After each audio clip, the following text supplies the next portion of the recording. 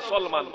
আবেগ দিয়ে কোনো কিছু করলাম তাকে ইসলাম বলা যায় না, যে করে তাকে মুসলমান বলা যায় না।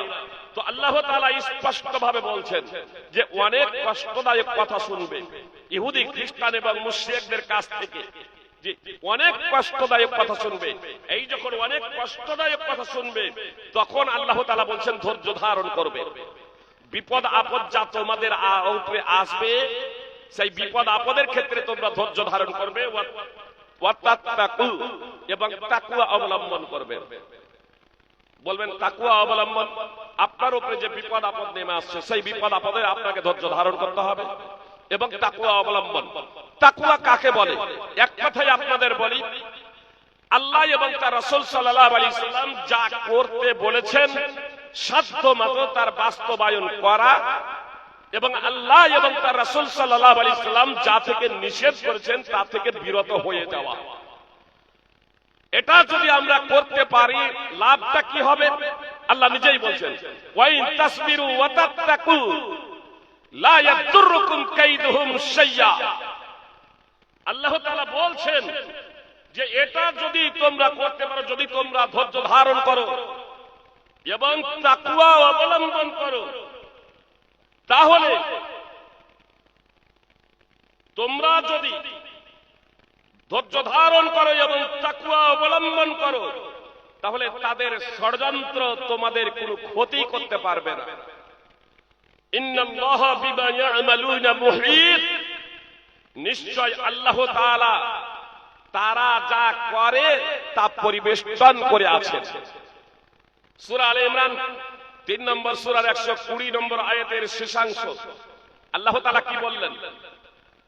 যদি তোমরা ধৈর্য ধারণ করো, যদি তোমরা ধৈর্য ধারণ করো এবং তাকওয়া অবলম্বন করো, লা ইয়াদুররুকুম কাইদুহুম শাইয়া, তবে ষড়যন্ত্রকারীদের ষড়যন্ত্র, তাদের ষড়যন্ত্র অর্থাৎ ষড়যন্ত্রকারীদের ষড়যন্ত্র, বিরুদ্ধাচরণকারীদের বিরুদ্ধাচরণ, চক্রান্ত বিরুদ্ধাচারীদের চক্রান্ত তোমাদের কোনো ক্ষতি করতে পারবে না। ইন্নাল্লাহা বিমা ইয়ামালুনা মুহীত, নিশ্চয় আল্লাহ তারা যা করে, তারা বলতে চক্রান্তকারীরা, ষড়যন্ত্রকারীরা। ইমানদার মুসলমান কথা খুব মনোযোগ দিয়ে শোনো, তোমাদের যারা বিপরীতে আছে তারা যা কিছু চক্রান্ত করছে, ষড়যন্ত্র করছে, আল্লাহ তাআলা সবকিছু পরিবেষ্টন করে আছেন। এই যে আল্লাহ আল্লাহ বলছি, তো সেই আল্লাহকে আসলে আল্লাহ সম্পর্কে আমাদের সঠিক ধারণা নেই। আল্লাহ কে? সুপ্রিয় ভাতৃবৃন্দ ভগ্নীগণ, আল্লাহ কে? আল্লাহ সম্পর্কে যতক্ষণ পর্যন্ত আমার এবং আপনার যথার্থ জ্ঞান অর্জন না হবে, আমার অন্তরে তাকওয়া, আল্লাহ ভীতি আসতে পারে না, আল্লাহ ভীতি আসতে পারে না যতক্ষণ পর্যন্ত। পুলিশকে দেখে সাধারণত অপরাধীরা ভয় করে, তাই না? কারো কাছে জাল টাকা আছে, সেখানে যদি পুলিশ থেকে ভয় করবে না করবে না? পকেটমার ভয় করবে না করবে না? চোর ভয় করবে না করবে না? তাহলে কিন্তু পুলিশ যদি সাদা পোশাকে থাকে, সাদা পোশাকে থাকলে ভয় করবে না। আর এজন্যই অনেক সময় পুলিশ আপনার অপরাধীকে অ্যারেস্ট করার জন্য, গ্রেফতার করার জন্য সাদা পোশাকে থাকে, সাদা পোশাকে, যাতে অপরাধীকে খুব সহজে অ্যারেস্ট করা যায়, গ্রেফতার করা যায়। নির্ধারিত কিছু ক্ষেত্রে তখন পুলিশ সাধারণ সাদা পোশাকে থাকে। সুপ্রিয় ভাতৃবৃন্দ ভগ্নীগণ, এ সম্পর্কে আমরা অবগত। তো আসলে আমরা সব জানি, চোর জানে, চোর জানে, পকেটমার জানে, অসৎ ব্যক্তি জানে যে পুলিশ দেখে তাকে কেন ভয় করছে, সেও তো আমার মতোই। আসলে তার একটা পোশাক আছে, আসলে তার পোশাক দেখে বোঝা যায় যে এটা হচ্ছে পুলিশ। তা আল্লাহ আল্লাহ যে বলছি, তা আল্লাহ কে যদি এটা না জানি, তো আল্লাহর ভয় ভীতি আমার অন্তরে তৈরি হবে কেন? আপনার অন্তরে আল্লাহর ভয় ভীতি তৈরি হবে কেন? সুপ্রিয় ভাই ও বোন, এজন্য আপনাকে আল্লাহ ভীতি যদি অর্জন করতে হয়, তাহলে আল্লাহ সম্পর্কে আপনাকে জ্ঞান অর্জন করতে হবে, আল্লাহ সম্পর্কে আপনাকে বিদ্যা অর্জন করতে হবে। আর এজন্যই ইসলামের কঠোর নির্দেশ, মুসলমান হবার জন্য, মুসলমান হবার জন্য অন্যতম শর্ত হলো জ্ঞান অর্জন করা। সুতরাং ইমাম বুখারী রাহিমাহুল্লাহ পবিত্র কোরআনের একটি আয়াত, ফা'লাম আন্নাহু লা ইলাহা ইল্লাল্লাহ, সূরা মুহাম্মদ 47 নম্বর সূরার 19 নম্বর আয়াতকে কেন্দ্র করে সহিহ বুখারীতে কিতাবুল ইলমে একটা অনুচ্ছেদ রচনা করেছেন, অধ্যায় জ্ঞান অর্জন করা, অধ্যায়ে জ্ঞান অর্জন করা অধ্যায়ে একটা অনুচ্ছেদ রচনা করেছেন, বাবুল ইলমে কাবলাল কাওলি ওয়াল আমাল, বলা এবং আমল করার আগে জানা, বলা এবং আমল করার আগে জানা। আপনি যে লা ইলাহা ইল্লাল্লাহ বলবেন, তাই লা ইলাহা ইল্লাল্লাহটাকেও আপনাকে জানতে হবে। আজকে আমরা লা ইলাহা ইল্লাল্লাহ বলি, কিন্তু লা ইলাহা ইল্লাল্লাহ কি জানি না। লা ইলাহা ইল্লাল্লাহ কি জানি না, শুধু এতটুকু জানি যে লা ইলাহা ইল্লাল্লাহ। অবশ্যই এর ভাবার্থ অনেকেই জানি না। কি লা ইলাহা ইল্লাল্লাহ ভাবার্থ জানা আছে আমাদের? তো লা ইলাহা ইল্লাল্লাহ মানে কি? আল্লাহ ছাড়া সত্য কোনো মাবুদ নেই। অবশ্য সবাই কিন্তু আমরা জানি না। আসুন, এখানে আল্লাহ ছাড়া সত্য কোনো মাবুদ নেই, এখান থেকে কি বুঝলাম? মানুষ কার কাছে মাথা নত করে? মানুষ কার কাছে মাথা নত করে? চন্দ্র সূর্যের কাছে মাথা নত করে কিছু মানুষ, প্রতিমা দেবী দেবতার কাছে মাথা নত করে কিছু মানুষ, মাজারের কাছে মাথা নত করে কিছু মানুষ। তাদের কাছে মাথা নত করে কেন? এমএলএ, এমপি, নেতা, মন্ত্রী এরা যদি অত শিক্ষিতও না হয়, মানে এদের যদি বেশি ডিগ্রিও না থাকে, লেখাপড়া যদি বেশি যদি না হয়, আর তারপরেও এমএলএ এমপি হয়ে যায়, লেখাপড়া অত নাই কিন্তু এমএলএ এমপি হয়ে গেছে, ডিগ্রি বেশি নেই তারপরে এমএলএ এমপি হয়ে গেছে, তো দেশের সব থেকে শিক্ষিত ব্যক্তিগুলো তার কাছে গিয়ে হুজুর হুজুর করে না কেন? তার কাছে পাওয়ার আছে, তার পাওয়ার আছে, পাওয়ার। তো মূর্তির মানুষ পূজা করে, চন্দ্র সূর্যের মানুষ উপাসনা করে কেন? তার কাছে চাই। বিদ্যার দেবী বলে না, ধন দৌলতের দেবী বলে না যে তার ইবাদত এজন্যই করা হয় যে তার কাছ থেকে ধন দৌলত পাওয়া যাবে। বিদ্যার দেবী বলা হয় সরস্বতীকে, যে তার কাছ থেকে বিদ্যা পাওয়া যাবে, বিদ্যা বর্জন করা যাবে। সুপ্রিয় ভাতৃবৃন্দ ও ভগ্নীগণ, অবশ্য মুশরিকদের আকীদা এর থেকে অনেক উন্নত মানের ছিল, তারপরেও তারা মুসলমান হতে পারে না। আমরা মুখে বলি রিজকের মালিক আল্লাহ, শুধু মুশরিকরা নয়। আজকে অনেক মুসলমান, অনেক বক্তা পর্যন্ত মনে করে রিজকের মালিক জালসা কমিটি। মসজিদের ইমাম অনেক, সব ইমাম না, সব বক্তা না, মসজিদের ইমাম অনেকেই আছেন যারা মনে করে মসজিদ কমিটি রিজকের মালিক। মাদ্রাসার আলেমরা অনেকেই মনে করে মাদ্রাসা কমিটি হচ্ছে রিজকের মালিক। আর এই জন্য তারাও মনে মনে ভাবে রিজক দাতা যেহেতু আমরা, বেতন যেহেতু আমরা দিই, আমরা যা বলবো তাই শুনতে হবে। জি, জীবনে 21 বছর থেকে বক্তব্য রাখছি। এক জায়গায় গিয়ে বক্তব্যই রাখিনি, চলে এসেছিলাম। আমি সাধারণত রাত্রি 10টার পরে কোথাও বক্তব্য রাখি না। ডেট দেওয়ার সময় সেটা কথা হয়ে গেছে, কথা ফাইনাল, 10টার মধ্যে আমার বক্তব্য শেষ। যেদিন প্রোগ্রাম হঠাৎ আমাকে বলছে আপনি তাড়াতাড়ি চলে আসুন, মাগরিব পরে দিয়ে দেবো। আর পৌঁছে গেছি মাগরিবের টাইমেই ওখানে, মাগরিবের পরে। এবার তারপরে বলছেন যে একজন বক্তাকে গালি দিচ্ছে। আমি গাল দিচ্ছেন কেন? বলছে আসেন কেন, তাকে এখন দিতাম। তো বলছি গাল দেওয়ার প্রয়োজন নাই, দিতে তো আমাকে তো ডাকা হয়েছিল, মাগরিব পরে দেবো। তো বক্তাও আসেনি আর আমাকে ডেকেছেন, তো দিয়ে দেন আমাকে। বলছে না, আপনাকে 12টাই দেবো, তার কারণ প্রধান বক্তার লোক পালিয়ে যাবে। এটা হচ্ছে চরমতম অজ্ঞতা। বলছি, আমি বললাম যে আমার সাথে মজাক করছেন নাকি, হাসি ঠাট্টা করছেন নাকি? বলছেন না, আপনাকে রাত্রি 12টাই দেবো। জালসা যেহেতু আমাদের, আমরা যে বক্তাকে যা বলতে বলবো তাই বলতে হবে। আমি বললাম আপনি ধোঁকাবাজ, আপনারা ধোঁকাবাজি করতে পারেন, আপনারা প্রতারণা করতে পারেন, আপনারা মিথ্যা কথা বলতে পারেন, তাহলে আমি মিথ্যা কথা বলতে পারি না। বলেছি 10টার পরে বক্তব্য রাখবো না। যখন আপনারা এটা হাসি মজাকের ছলেও নাই বলছেন যে 12টাতেই বক্তব্য দিতে হবে, আমি চলে গেলাম। সঙ্গে সঙ্গে সেখান থেকে ফিরে চলে এসেছিলাম। 21 বছরের মধ্যে একটা জায়গা থেকে, যে অন্যান্য জায়গায় কথা রেখেছেন সেই অনুযায়ী বক্তব্য রেখেছি, আলহামদুলিল্লাহ। আমি জায়গার নাম বলছি না আপাতত। সুপ্রিয় ভাতৃবৃন্দ ভগ্নীগণ, বলার লক্ষ্য এবং উদ্দেশ্য হলো আমরা মনে ভাবি রিজকের মালিক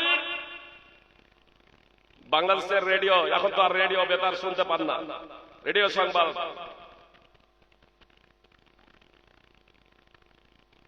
খাদ্যদাতা কে? বলছে জনগণ। বাংলাদেশ থেকে খাদ্যদাতা কে? বলছে জনগণ। আর মুশরিকদেরকে জিজ্ঞেস করা হচ্ছে খাদ্যদাতা কে? বলছে আল্লাহ।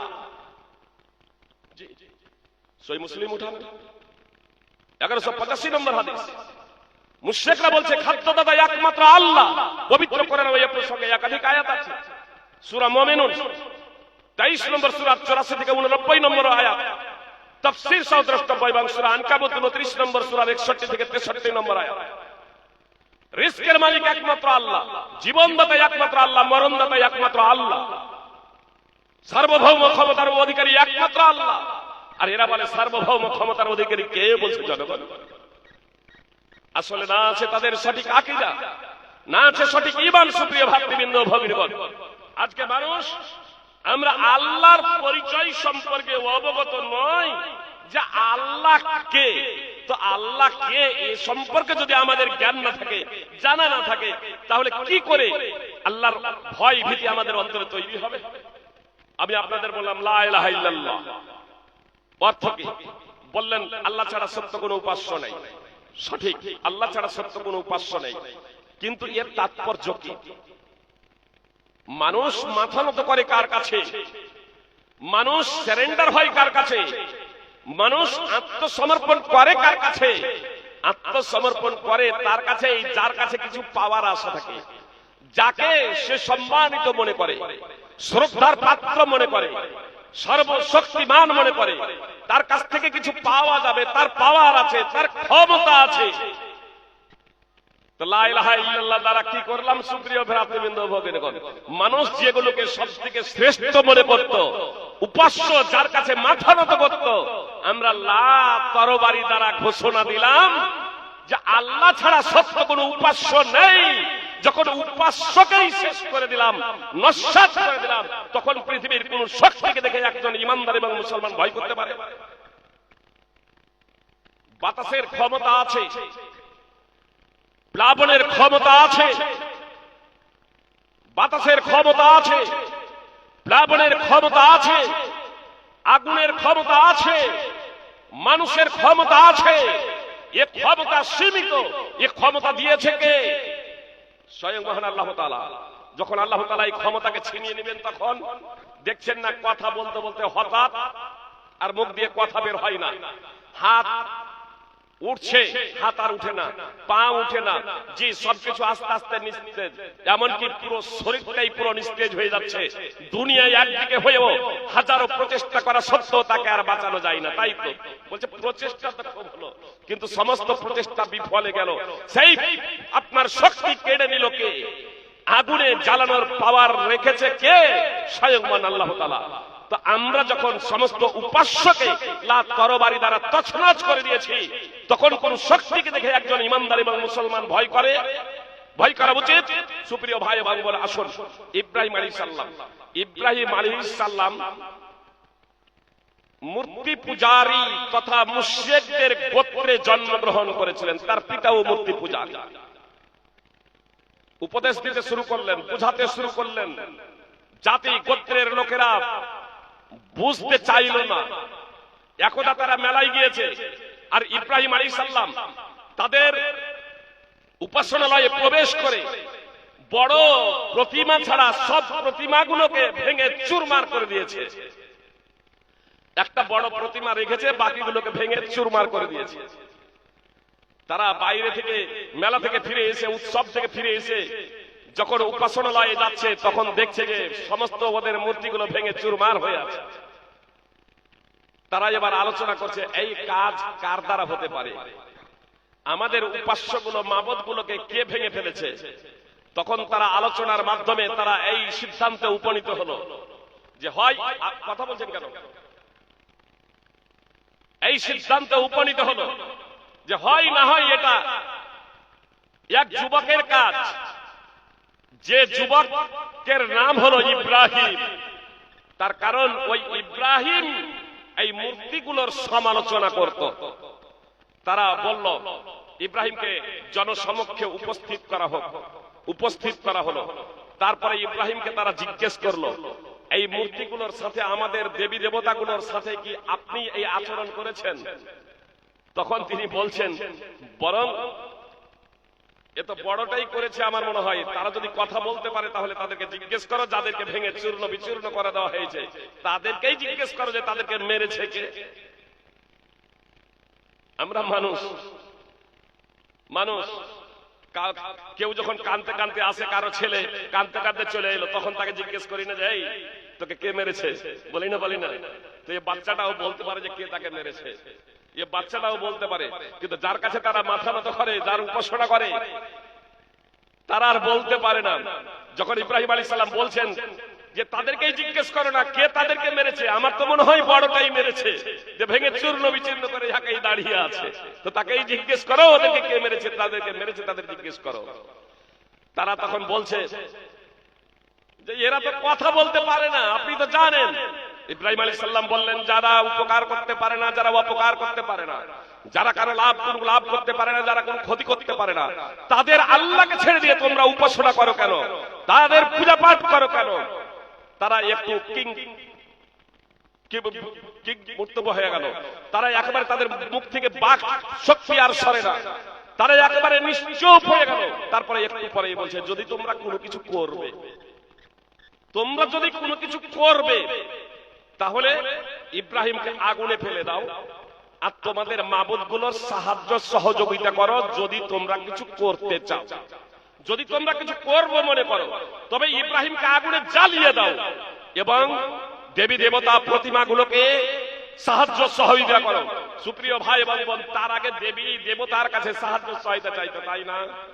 তার আগে দেবী দেবতার কাছে সাহায্য সহযোগিতা চাইতো।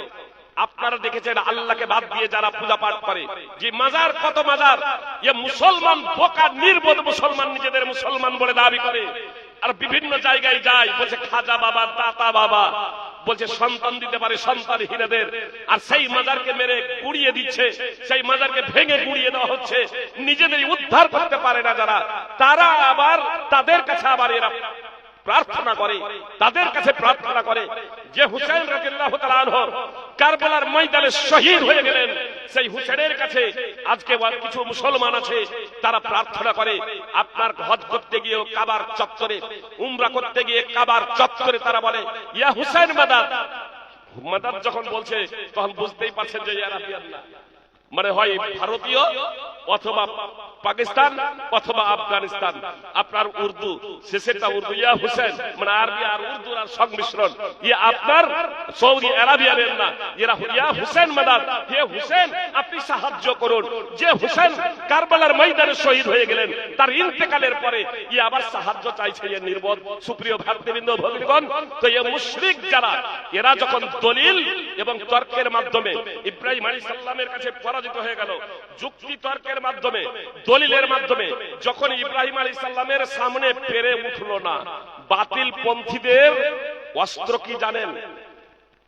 বাতিল পন্থীদের শেষ অস্ত্র হচ্ছে মার। বাতিল পন্থীদের শেষ অস্ত্র হচ্ছে মার। দলিল এবং যুক্তি উভয় দিক দিয়ে যখন পরাজিত হয়ে গেল, তখন এবার তারা বলছে হাররিকুহু ওয়ানসুরু আলিহাতাকুম, তোমরা ইব্রাহিমকে আগুনে ফেলে দাও এবং তোমাদের দেবী দেবতাগুলো, মাবুদগুলো, উপাস্যগুলোর সহযোগিতা করো। যদি তোমরা কিছু করো তাহলে এটাই করো যে ইব্রাহিমকে এখন আগুনে জ্বালিয়ে দাও। আমি আপনাদের বললাম যে লা ইলাহা ইল্লাল্লাহর দ্বারা আমি এবং আপনি কি করেছি? সমস্ত উপাস্যকে তছনছ করে দিয়েছি, সমস্ত উপাস্যকে তছনছ করে দিয়েছি।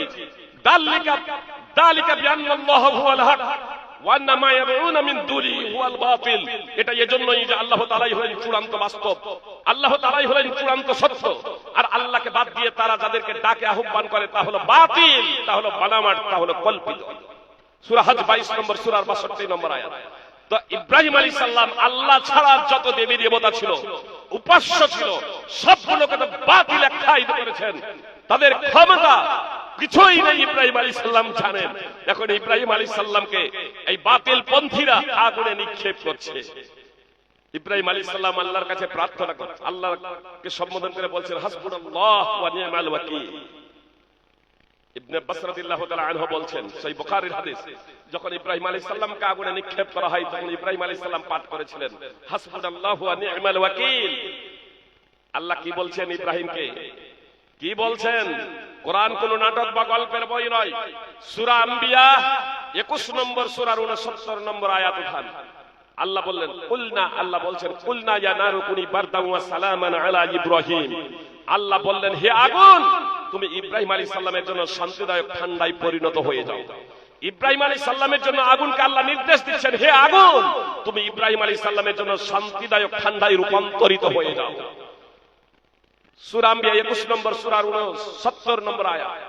আগুন ইব্রাহিম আলাইহিস সালামের জন্য শান্তিদায়ক ঠান্ডায় পরিণত হয়েছিল না হয়নি? আগুনে ইব্রাহিম আলাইহিস সালামকে পুড়িয়ে ছারখার করে দেয়নি, ইব্রাহিম আলাইহিস সালামের বিন্দু মাত্র ক্ষতি করেনি। আপনার আগুন একেবারে ঠান্ডাও হয়ে যায়নি, বারদাউ ওয়া সালামা, শান্তিদায়ক ঠান্ডা, শান্তিদায়ক ঠান্ডা যে তাপ নিয়ন্ত্রণ যন্ত্রে পরিণত হয়ে গেল। তাপ নিয়ন্ত্রণ যন্ত্রে পরিণত হয়ে গেল আগুন। আপনার আগুনটা তাপ নিয়ন্ত্রিত হয়ে গেল। সুপ্রিয় ভাতৃবৃন্দ, আপনার এসি বলা যেতে পারে, এসি ইব্রাহিম আলাইহিস সালামের জন্য বিন্দু মাত্র এই আগুন ক্ষতিকর সাব্যস্ত হয় নাই, আপনার শান্তিদায়ক ঠান্ডায় পরিণত হয়ে গিয়েছিল। আল্লাহ আগুনে জ্বালানোর যে পাওয়ার দিয়েছিলেন, সেই পাওয়ারকে আল্লাহ তাআলা কেড়ে নিয়ে তাতেই আল্লাহ তাআলা তাকে নির্দেশ দিলেন তুমি শান্তিদায়ক ঠান্ডায় পরিণত হয়ে যাও। সেই মহান আল্লাহ তাআলা আজকে আছেন না নাই? কি বলছেন? আল্লাহ হচ্ছেন চিরঞ্জীব, আল্লাহ হচ্ছেন শাশ্বত, আল্লাহ হচ্ছেন ওয়ানাদি, আল্লাহ হচ্ছেন অনন্ত।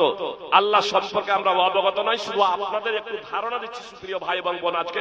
তার কারণ আল্লাহ যে বললেন ওয়াইন তাসবিরু ওয়া তাত্তাকু, তোমরা ধৈর্য ধারণ করো এবং আল্লাহকে ভয় করো। তো আল্লাহকে ভয় করার জন্য আল্লাহ সম্পর্কে সঠিক ধারণা থাকা একান্ত কর্তব্য। আপনাদের এই প্রসঙ্গে আমি বলবো যে আয়াতুল কুরসি আপনারা তাফসীর সহ অধ্যয়ন করবেন।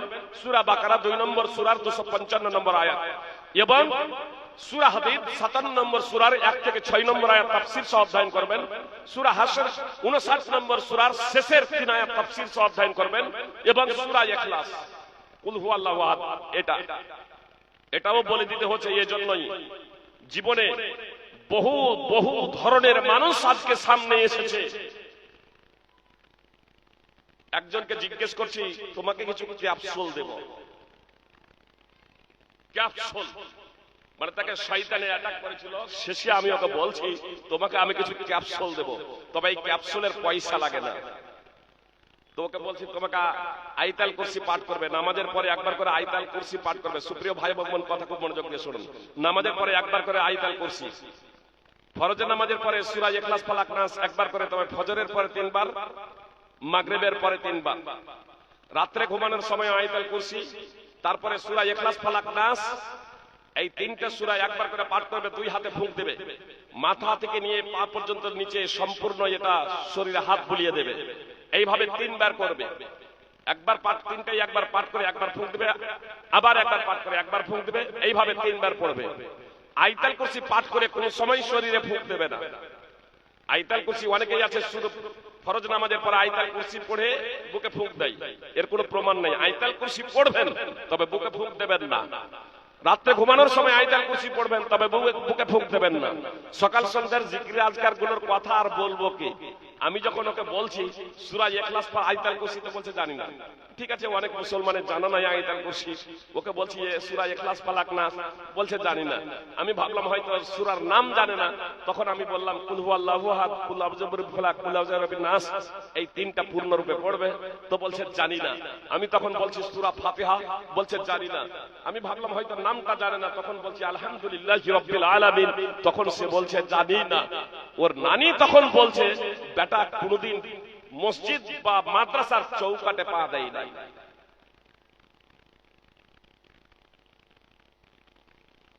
ওর কাছে শয়তান আসবে না? শুধু আখিরাত বলে নয়, পার্থিব জগতে ও সুপ্রিয় ভাতৃবৃন্দ ভগিনীগণ, কথা একটু মনোযোগ দিয়ে শুনবেন। আল্লাহ সম্পর্কে আমাদের সঠিক ধারণা যদি না থাকে, আপনার অন্তরে ভয় তৈরি হবে না। আর এজন্যই দেখছেন না অনেক নামাজি হজ করতে যাবে, বেটাকে জমি লিখে দিয়ে চলে যাচ্ছে। বেটিরা অংশ পেয়ে যাবে, বা কোনো একটা বেটাকে সে ভালোবাসে, তার মনোপুত, তার পছন্দনীয় সেই বেটাকে জমি লিখে দিয়ে চলে যাচ্ছে হজ করতে। সে মনে মনে ভাবছে যে হজ করলে তো পূর্বের সব গুনাহ মাফ হয়ে যায়, তো আমি লিখে দিয়ে চলে যাই, ওখানে গিয়ে আল্লাহর কাছে কান্নাকাটি করে এই গুনাহটা মাফ করিয়ে নেব। আল্লাহ সম্পর্কে আপনার সঠিক ধারণাই নাই, ইসলাম সম্পর্কে আপনার সঠিক ধারণাই নাই। সুপ্রিয় ভাতৃবৃন্দ, ভগিনীগণ, আপনি যে জমি লিখে দিয়ে চলে যাচ্ছেন, যে অধিকার আপনাকে কে দিয়েছে? আল্লাহ তাআলা মিরাসের কথা, উত্তরাধিকারের কথা উল্লেখ করা বলছেন, তিলকা হুদুদুল্লাহ, এগুলো হচ্ছে আল্লাহ তাআলা নির্ধারিত সীমারেখা। আর এই যে সীমারেখা লঙ্ঘন করবে, আল্লাহ বলছেন তাকে আমি জাহান্নামে দেব। আর আপনি বলছেন কাবাতে গিয়ে আমি আল্লাহর কাছে ক্ষমা চেয়ে নেব, আল্লাহর কাছে ক্ষমা চেয়ে নেব। এত সহজ। একজন নামাজি পাপাচার করে কি করে, অহরহ পাপ করে কি করে? আপনি কি জানেন না? আপনি জানেন কুরবানির খাসিটা নিখুঁত হওয়া চাই, আর এর জন্য প্রতি বছর কুরবানি দেওয়া সত্ত্বেও আলেম ওলামাদের প্রত্যেক বছরই জিজ্ঞেস করেন। সরকারি ভাবে আজকে গরুর কানে একটু ফুটো আছে, তো এই সরকারি ভাবে এই ফুটো করে দেওয়া হচ্ছে আজকে গরুর কানে, তো এই গরু দিয়ে কুরবানি করা যাবে কি যাবে না? আপনি চান 100% নিখুঁত এবং নির্ভেজাল আপনার কুরবানির পশুটা। সুপ্রিয় ভাতৃবৃন্দ ও ভগ্নীগণ, ভালো কথা, যে ভালো কথা যে আপনি সবথেকে নিখুঁত এবং নির্ভেজাল পশুটা কুরবানি দেবেন, কিন্তু যে টাকা দিয়ে আপনি কুরবানিটা কিনছেন সেই টাকাটা প্রসঙ্গে জিজ্ঞেস করলেন না, যে এটা হচ্ছে আমার তামাকজাত দ্রব্য দ্বারা ইনকাম, এটা আমার বিড়ি সিগারেট বিক্রিত টাকা, এটা মদ বিক্রিত টাকা, এটা উমুকের ধন সম্পদ আত্মসাৎ করে নিয়েছি, উমুকের ধন সম্পদ চুরি করে নিয়েছি, এই চুরির টাকা দিয়ে, অবৈধ টাকা দিয়ে যদি কুরবানিটা যদি কিনি তাহলে হবে? 100% পশু নিখুঁত, কিন্তু আপনি যে অর্থটা উপার্জন করেছেন, যে অর্থ দিয়ে আপনি কুরবানিটা কিনতে যাচ্ছেন, সেই অর্থটা আপনার হারাম। ওলামায়ে কেরামদের ফতোয়া জিজ্ঞেস করুন যে এই কুরবানির এই অর্থ দিয়ে যদি কুরবানি যদি কিনি, তাহলে এই অর্থ দিয়ে কুরবানি কিনে ওই কুরবানিটা গ্রহণযোগ্য হবে কিনা? সুপ্রিয় ভাতৃবৃন্দ, কিন্তু আপনি শুধু পশুটা নিখুঁত দেখেছেন। আপনাকে যে নিখুঁত হতে হবে এটা আপনি এবং আমি কখনো ভেবেছি? আমি এবং আপনি যদি ভাবতাম কুরবানির পশুটা যেমন নিখুঁত ক্রয় করার জন্য আমরা চিন্তা ভাবনা করে থাকি, আমরা যদি সেই ধরনের নিখুঁত যদি হতাম, তাহলে আমাদের সমাজে, সুপ্রিয় ভাতৃবৃন্দ ভগ্নীগণ, তাহলে আমাদের সমাজে শান্তি প্রতিষ্ঠিত হতো, স্বামী স্ত্রীর মাঝে ঝামেলা থাকতো না, পরিবারের সুখ এবং শান্তি বিরাজ করত, পাড়া প্রতিবেশীদের সুখ এবং শান্তি বিরাজ করত। মুসলিমদের উপরে যে আজকে জুলম নির্যাতন নেমে এসেছে, মুসলিমদের উপরে যে আজ নানা ধরনের জুলম নির্যাতন, মুসলিমরা যে আজ শোষিত, মুসলিমরা যে আজ বঞ্চিত, মুসলিমদের রক্ত নিয়ে বিভিন্ন দেশে, শুধু বিভিন্ন দেশে শুধু নয়, যেখানে অমুসলিম ক্ষমতায় আছে সেখানেই শুধু নয়, গণতন্ত্রমূলক শুধু দেশেই নয়, যেখানে মুসলিমরা ক্ষমতায় আছে সেই জায়গাতেও মুসলিমরা আজকে মারামারি, মুসলিমরা আজকে লড়ালড়ি। দেখুন পাকিস্তানের অবস্থা কি, দেখুন বাংলাদেশের অবস্থা কি, সুপ্রিয় ভাতৃবৃন্দ ভগ্নীগণ। আর পাকিস্তান আর বাংলাদেশ যাবেন কি করে? নিজের স্বামী স্ত্রীকে মিলিয়ে নেন নিজের জীবনটাকে, যে আপনার স্বামী স্ত্রীর এই জীবনটা সঠিক। গত 6 তারিখের সম্মেলনে ছিলাম, গত 30 তারিখে, নভেম্বরের 30 তারিখে সম্মেলনে ছিলাম দক্ষিণ দিনাজপুরে। এ বক্তব্য দিতে দিতেই প্রশ্ন লিখিত আকারে চলে এলো, যদি স্ত্রী যদি পরকীয়া করে বা স্বামী যদি পরকীয়া করে তাহলে করণীয় কি? চলে গিয়েছে জবাব, শুধু এতটুকু বলি, স্ত্রী স্বামী থাকতে স্ত্রী পরকীয়া করে, স্ত্রী থাকতে স্বামী পরকীয়া করে, এটা করে কেন? কেন করে? মানুষ বিড়ি খাচ্ছে, দিব্যিও বিড়ি টানছে, মুখে সিগারেট টানছে, আর তারপরে যখন একজন পরিচিত মাওলানাকে দেখেছে, যেমন তেমন মাওলানা, পরিচিত মাওলানা, পরিচিত মাওলানাকে যেমনই দেখেছে তখন বিড়িটা হাতটা নিচে করে দিয়ে চুপ করে ফেলে দিয়েছে। কেন বলেন তো? তাহলে বিড়ি টানছিল ভালো যদি হয়, বিড়িটা যদি ভালো হয়, তাহলে একজন পরিচিত মাওলানাকে দেখে চুপ করে আবার বিড়িটা পায়ের নিচে দিয়ে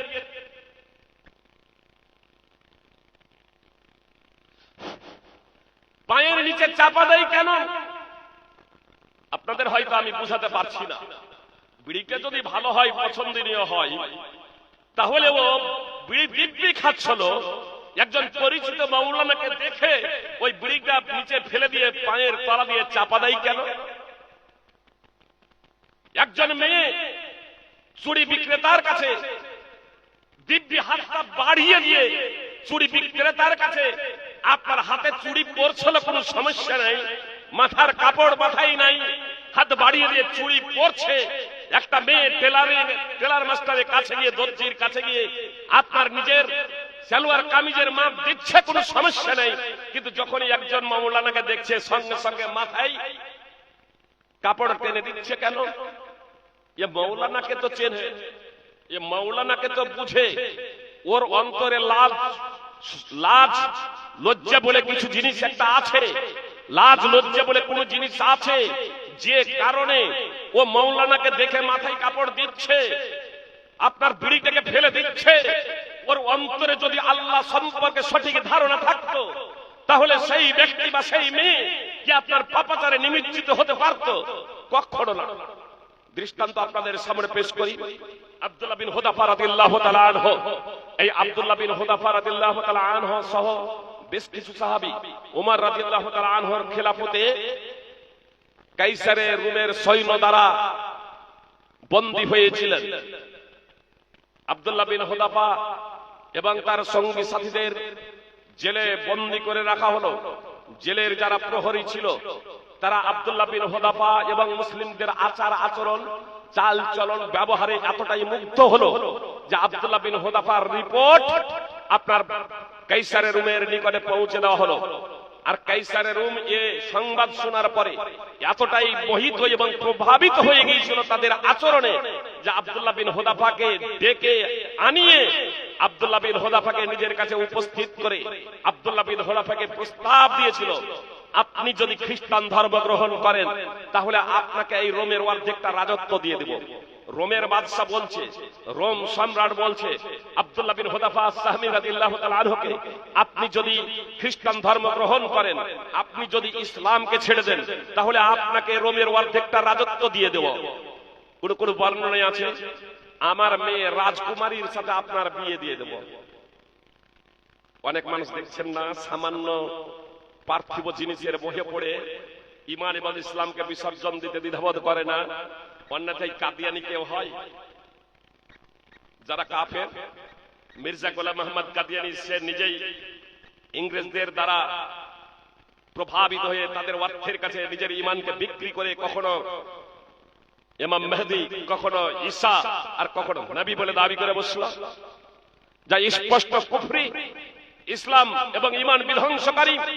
কেউ যদি কাদিয়ানি হয়, মির্জা গোলাম আহমদ কাদিয়ানিকে কেউ যদি নবী বলে বিশ্বাস করে, সে মুসলমানই হবে না, মুসলমানই থাকবে না। আর সেই অবস্থায় যদি মৃত্যু হয়ে যায়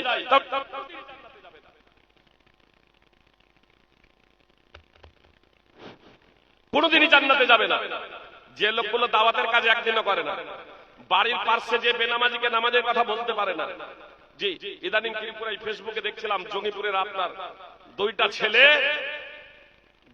ছেলে আপনার ত্রিপুরায় চলে গিয়েছে আপনার হানিফ বিন শাকিলের সন্দেশ পৌঁছাতে। হানিফ বিন শাকিল বিন হানিফ, সে হচ্ছে একজন ফিতনাবাজ।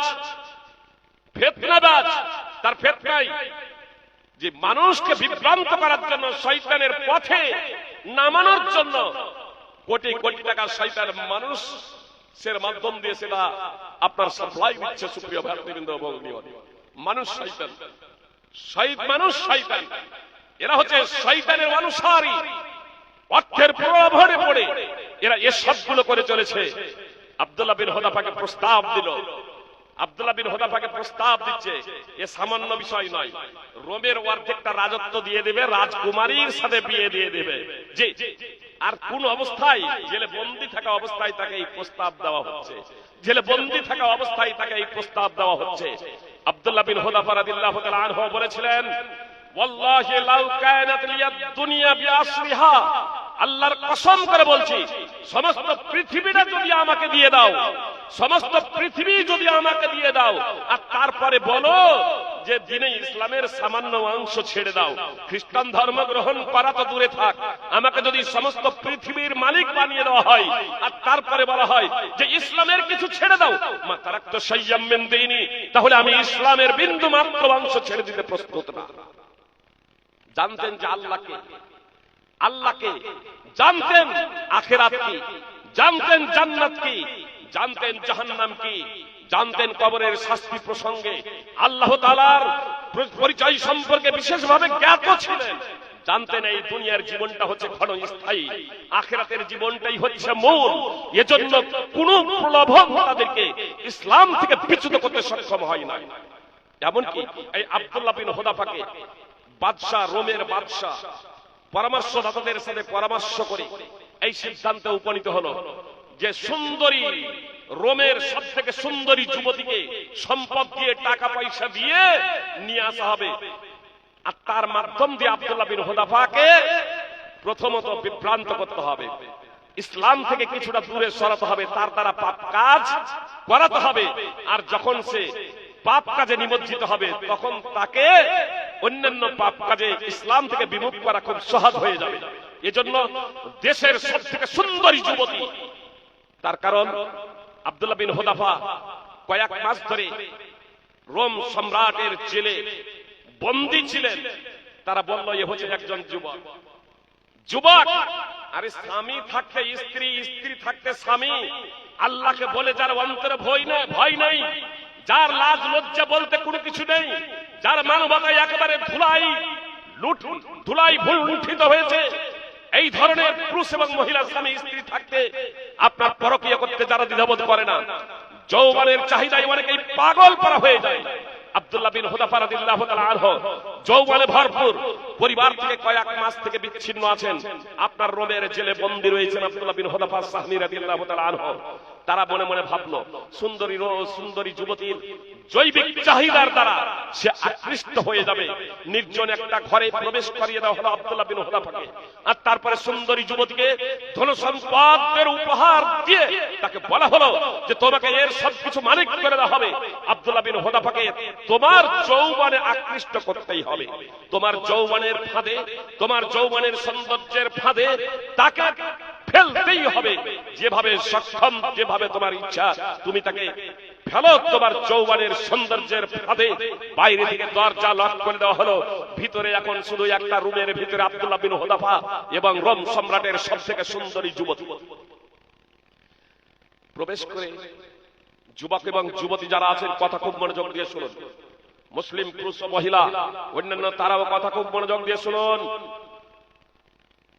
আব্দুল্লাহ বিন হুযাফা নির্জন রূপে রয়েছেন, তার কাছে এখন রোম সাম্রাজ্যের সব থেকে সুন্দরী যুবতী, আর কেউ নেই। বাইরে থেকে দরজা লক, বাইরে থেকে দরজা বন্ধ করে দেওয়া হয়েছে, আর ওই যুবতী নিজেকে উলঙ্গ করে নিজের শরীর থেকে সম্পূর্ণ কাপড়কে নামিয়ে দিয়ে আব্দুল্লাহ বিন হুযাফার সামনে গিয়ে নানা অঙ্গভঙ্গি করতে থাকে যাতে আব্দুল্লাহ বিন হুযাফার কামভাব জাগ্রত হয়।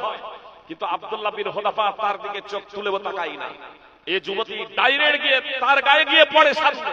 আব্দুল্লাহ বিন হুযাফা পিছন দিকে ফিরে যান, আবার যখন ডান দিক দিয়ে পিছনে যায় বাম দিকে ঘুরে যান আব্দুল্লাহ বিন হুযাফা, আবার যখন বাম দিকে যায় ডান দিকে ঘুরে যান। এইভাবে অগ্র পশ্চাৎ হতে থাকে। দীর্ঘ প্রচেষ্টা করে সেই যুবতী কোনোভাবেই আব্দুল্লাহ বিন হুযাফার কামভাব জাগ্রত করতে সম্ভব হলো না। পরিশেষে ওই যুবতী বের হয়ে, ওই যুবতী দরজার কাছে এসে দরজায় যারা প্রহরী ছিল তাদেরকে বলল আমাকে তোমরা বের করো। তারপরে বলছে ওয়াল্লাহি লা আদরি, আল্লাহর কসম করে বলছি, আল্লাহর কসম করছে বলে ভাববেন না যে মুসলমান। আসলে আরাবিয়ান আপনার খ্রিস্টান এবং ইহুদি তারাও আল্লাহ আল্লাহ বলতো, আল্লাহরই কসম খেত। তো এই মেয়ে সে বলছে আল্লাহর কসম করে বলছি ওয়াল্লাহি লা আদরি আলা বাশারিন আদখালতুমুনি আম আলা হাজারিন, আল্লাহর কসম করে বলছি আমি জানি না, ওয়াল্লাহি লা আদরি, আল্লাহর কসম করে বলছি আমি জানি না তোমরা আমাকে কোনো মানুষের কাছে প্রেরণ করেছো না কোনো পাথরের কাছে প্রেরণ করেছো। আল্লাহর কসম করে বলছি আমি জানি না তোমরা আমাকে কোনো মানুষের কাছে প্রবেশ করিয়েছো না কোনো পাথরের কাছে প্রবেশ করেছো। এ মানুষ না পাথর আমি বুঝতে পারি না। ওয়াল্লাহি লা ইয়াদরি, আল্লাহর কসম করে বলছি সে জানে না, সে জানে না। আর উনসা আনা আনকার, সে জানে না আমি মহিলা না পুরুষ। আল্লাহর কসম করে বলছি আব্দুল্লাহ বিন হুযাফা জানে না আমি মহিলা না পুরুষ। সুপ্রিয় ভক্তবৃন্দ, ভগিনীগণ, এমন কোন জিনিস জৈবিক চাহিদা থাকা সত্ত্বেও আব্দুল্লাহ বিন হুযাফা বিন্দু মাত্র উলঙ্গ নারীর প্রতি যে নিজেকে সম্পূর্ণরূপে সঁপে দিচ্ছে, নির্জনে তারপরেও তার দিকে তার দ্বারা প্রভাবিত হচ্ছেন না, পাপ কাজে নিমজ্জিত হচ্ছেন না, তার কামভাব জাগ্রত হচ্ছে না। কিভাবে সেই মহিলা যুবতী, সুন্দরী যুবতী তার সৌন্দর্য সম্পূর্ণ পেশ করা সত্ত্বেও ব্যর্থ হচ্ছে? আব্দুল্লাহ বিন হুযাফা তার নিজের ঈমানকে হেফাজত করতে সক্ষম হচ্ছেন। সেই জিনিসটার নামই হলো তাকওয়া, আল্লাহ ভীতি। আল্লাহ তাআলা বলেন ওয়াইন তাসবিরু ওয়া তাত্তাকু, তোমরা ধৈর্য ধারণ করো এবং তাকওয়া অবলম্বন করো। ধৈর্য এবং তাকওয়া এই দুটো পাশাপাশি। জি, আপনার ক্ষুধা লেগেছে, ক্ষুধা নিবারণ করবেন, এটা স্বাভাবিক। ক্ষুধা লেগেছে, ক্ষুধা নিবারণ করবেন, এটা স্বাভাবিক। খাইবারের যুদ্ধে কয়েকদিন ধরে সাহাবায়ে কেরাম ক্ষুধার্ত অবস্থায় আছেন, কোনো কিছু খেতে পারেন নাই। কয়েকদিন ধরে না খেয়ে আছেন সাহাবায়ে কেরাম, পেটে ক্ষুধার জ্বালা আছে। পালিত গাধা হস্তগত হলো, কেটে রান্না করে হাঁড়িতে চাপিয়ে দেওয়া হয়েছে, টক টক করে ফুটছে। বিয়ে বাড়িতেই যখন রান্না হয় তখন যারা রান্না করেন আর মডেল সাহেব, অবশ্য সব মডেল এমনটি না, আরে দাও একে কষে না কষা হয়নি, তারপর আরে দাও আগে টেস্ট করি। টেস্ট করতে পারছো যে, আর সেন যদি ভালো যদি একটু আরে দাও আগে টেস্ট করি। তো কয়েকদিন ধরে ক্ষুধার্ত অবস্থায় আছেন, কয়েকদিন ধরে ক্ষুধার্ত অবস্থায় আছেন, হাঁড়িতে টকবক করে মাংস ফুটছে, আর নবী সাল্লাল্লাহু আলাইহি সাল্লামের পক্ষ থেকে একজন ঘোষণাকারী ঘোষণা দিয়ে দিল, পালিত মাংসের গাধা থেকে কোনো কিছুই তোমরা ভক্ষণ করবে না, ঢেলে ফেলে দাও। পালিত গাধার মাংস হারাম করে দেওয়া হয়েছে, তোমরা ঢেলে ফেলে দাও, কোনো কিছুই ভক্ষণ করবে না। সহিহ বুখারী মুসলিমের হাদিস, সহিহ বুখারী হাদিস নম্বর 3155। ক্ষুধার্তকে তারা বরণ করে নিলেন, কয়েকদিন ধরে ক্ষুধার্ত অবস্থায় আছেন, সেটাকে তারা সহ্য করে নিলেন। নবী সাল্লাল্লাহু আলাইহি সাল্লামের পক্ষ থেকে একজন ঘোষণাকারী ঘোষণা দিচ্ছে, সঙ্গে সঙ্গে আপনার মাংস যে রান্না চলছে, হাঁড়িতে টকবক করে ফুটছে, আপনার ঢেলে ফেলে দিলেন, একটুও তা থেকে মাংস খেলেন না। এই নয় যে আল্লাহ রাসূল সাল্লাল্লাহু আলাইহি সাল্লামের সাথে সাক্ষাৎ করব, তখন বলবো যে আর খাবো না, এখন ক্ষুধার্ত আছি, কয়েকদিন ধরে একটু ক্ষুধাটা নিবারণ করে নেই। এ কথাও তারা ভাবলেন না। তারা এটাও ভাবলেন না যে নিরুপায় অবস্থায় তো মৃত মাংস বৈধ, শুয়ারের মাংস বৈধ নিরুপায় অবস্থায়। ফামান ইসতুররা গায়রা বাগিন ওয়ালা আদ ফালা ইসমা আলাই, গুনাহ হবে না যদি নিরুপায় হয়ে যায়। কয়েকদিন ধরে ক্ষুধার্ত আছি, অন্তত খেয়ে নেই, নবী সাল্লাল্লাহু আলাইহি সাল্লামের কাছে ওজুহাত পেশ করে দেব, এ কথাও বললেন না। আপনার তারা ক্ষুধার্তকে বরণ করে নিলেন, আপনার পালিত গাধার মাংস ঢেলে ফেলে দিলেন। এ হলো ঈমান। সুপ্রিয় ভক্তবৃন্দ, তারা জানতেন যে আল্লাহ তাআলা পরিচয় সম্পর্কে, তার মহত্ব এবং বড়ত্ব সম্পর্কে, এজন্য তারা দায়িত্বহীনভাবে আত্মসমর্পণ করেছিলেন। আল্লাহ নিজেই বলছেন, ওয়া মান ইয়াত্তাকিল্লাহা ইয়াজআল লাহু মাখরাজা ওয়া ইয়ারযুকুহু মিন হাইসু লা ইয়াহতাসিব ওয়া মান ইয়াতাওয়াক্কাল আলা আল্লাহি ফাহুয়া হাসবুহ। যে আল্লাহকে ভয় করে, আল্লাহ তার জন্য উত্তরণের পথ বের করে দেন, আর এমন উৎস থেকে রিজক দেন যা সে কল্পনাও করতে পারে না, যা সে কল্পনাও করতে পারে না। সুপ্রিয় ভক্তবৃন্দ, ভগিনীগণ, এবং যে আল্লাহর উপর তাওয়াক্কুল করে, আস্থা রাখে, ভরসা করে, আল্লাহ তার জন্য যথেষ্ট হয়ে যায়। দেখো, আব্দুল্লাহ বিন হুযাফা বন্দী ছিলেন, যখন কোনো কিছুই দ্বারা তাকে প্রভাবিত করা গেল না, রোম সম্রাট তার প্রতি মুগ্ধ হয়ে গিয়েছিল। ইসলাম কবুল করেছিল কিনা আল্লাহু আ'লাম। মানে এটা উমর রাদিয়াল্লাহু তাআলা আনহুর শাসনকাল আর ওহীর মাধ্যমে জানা যাবে না। অনেক সময় বাদশারা বাবু, অনেক বড় ব্যক্তিত্ব, অনেক সময় ঈমান প্রকাশ করতে তারা ভয় করে। আল্লাহু আ'লাম ইসলাম কবুল করেছিল কিনা। তবে বাদশা শুধু আব্দুল্লাহ বিন হুযাফাকে বলল, আপনাকেও ছেড়ে দেব, আর আপনার সঙ্গী সাথী যারা বন্দী আছে ছেড়ে দেব, শুধু আপনি আমার মাথাতে একটা চুমু দিয়ে দেন। সিয়ার আলামিন নুবালা ইমাম যাহাবী আর মাকতাবা শামিলে আছে যে চুমো দেননি, তখন বলেছিলেন যে ফোঁট দিয়ে দাও, মাকতাবা শামিলে আছে, তাহলে আমার মাথায় শুধু নিজের দুই ফোঁট দুটো একটু রেখে দেন। তখন আব্দুল্লাহ বিন হুযাফা ফোঁট দুটো রেখেছিলেন, আর তার ভিতরেই সবাইকে মুক্তি দিয়ে দিয়েছিলেন। আল্লাহ বলছেন, ওয়া মান ইয়াত্তাকিল্লাহা ইয়াজআল লাহু মাখরাজা, যে আল্লাহকে ভয় করে, আল্লাহ তার জন্য উত্তরণের পথ বের করে দেন। ওয়া ইয়ারযুকুহু মিন হাইসু লা ইয়াহতাসিব, আর এমন উৎস থেকে রিজক দান করেন যা সে কল্পনাও করতে পারে না। আসুন বিষয়টা বোঝার চেষ্টা করুন। দেখি একটু যে মারইয়াম আলাইহিস সালাম মসজিদের সেবিকা এবং খাদেম ছিলেন। মারইয়াম সম্পর্কে যদি জানতে চান, সূরা আলে ইমরান এবং সূরা মারইয়াম অধ্যয়ন করবেন বিশেষভাবে। আমি শুধু একটা পয়েন্ট এখানে উল্লেখ করব। মসজিদের যারা সেবিকা বা খাদেম হবে তাদের জন্য তত্ত্বাবধায়কের প্রয়োজন নাই, কিন্তু যেহেতু মেয়ে এজন্য তার তত্ত্বাবধায়কের প্রয়োজন ছিল। আর তার তত্ত্বাবধায়ক ছিলেন স্বয়ং তার খালু জাকারিয়া আলাইহিস সালাম, একজন নবী। তো নবী মারিয়াম আলাইহিস সালাম নিজ কক্ষে রয়েছেন, তার দেখাশোনা, তার ভরণ পোষণ, তার পানাহারের দায়িত্ব রয়েছে আপনার জাকারিয়া তার খালুর উপরে। জাকারিয়া আলাইহিস সালাম যখন যখন মারিয়ামের কক্ষে প্রবেশ করেন তখন দেখতে পান তার কাছে রিজক, তার কাছে খাদ্য। জাকারিয়া জিজ্ঞেস করছেন, আন্না লাকি হাদা, এটা তোমার কাছে কোথা থেকে এলো? তো মারিয়াম জবাব দিচ্ছেন, হাদা মিন ইনদিল্লাহ। তো মারিয়াম জবাব দিচ্ছেন, হুয়া মিন ইনদিল্লাহ, এটা আল্লাহ তাআলার পক্ষ থেকে। জাকারিয়া আলাইহিস সালাম তাকে জিজ্ঞেস করছেন, এটা এলো কোথা থেকে, এটা এলো কোথা থেকে? তো মারিয়াম জবাব দিচ্ছেন, এটা আল্লাহ তাআলার পক্ষ থেকে।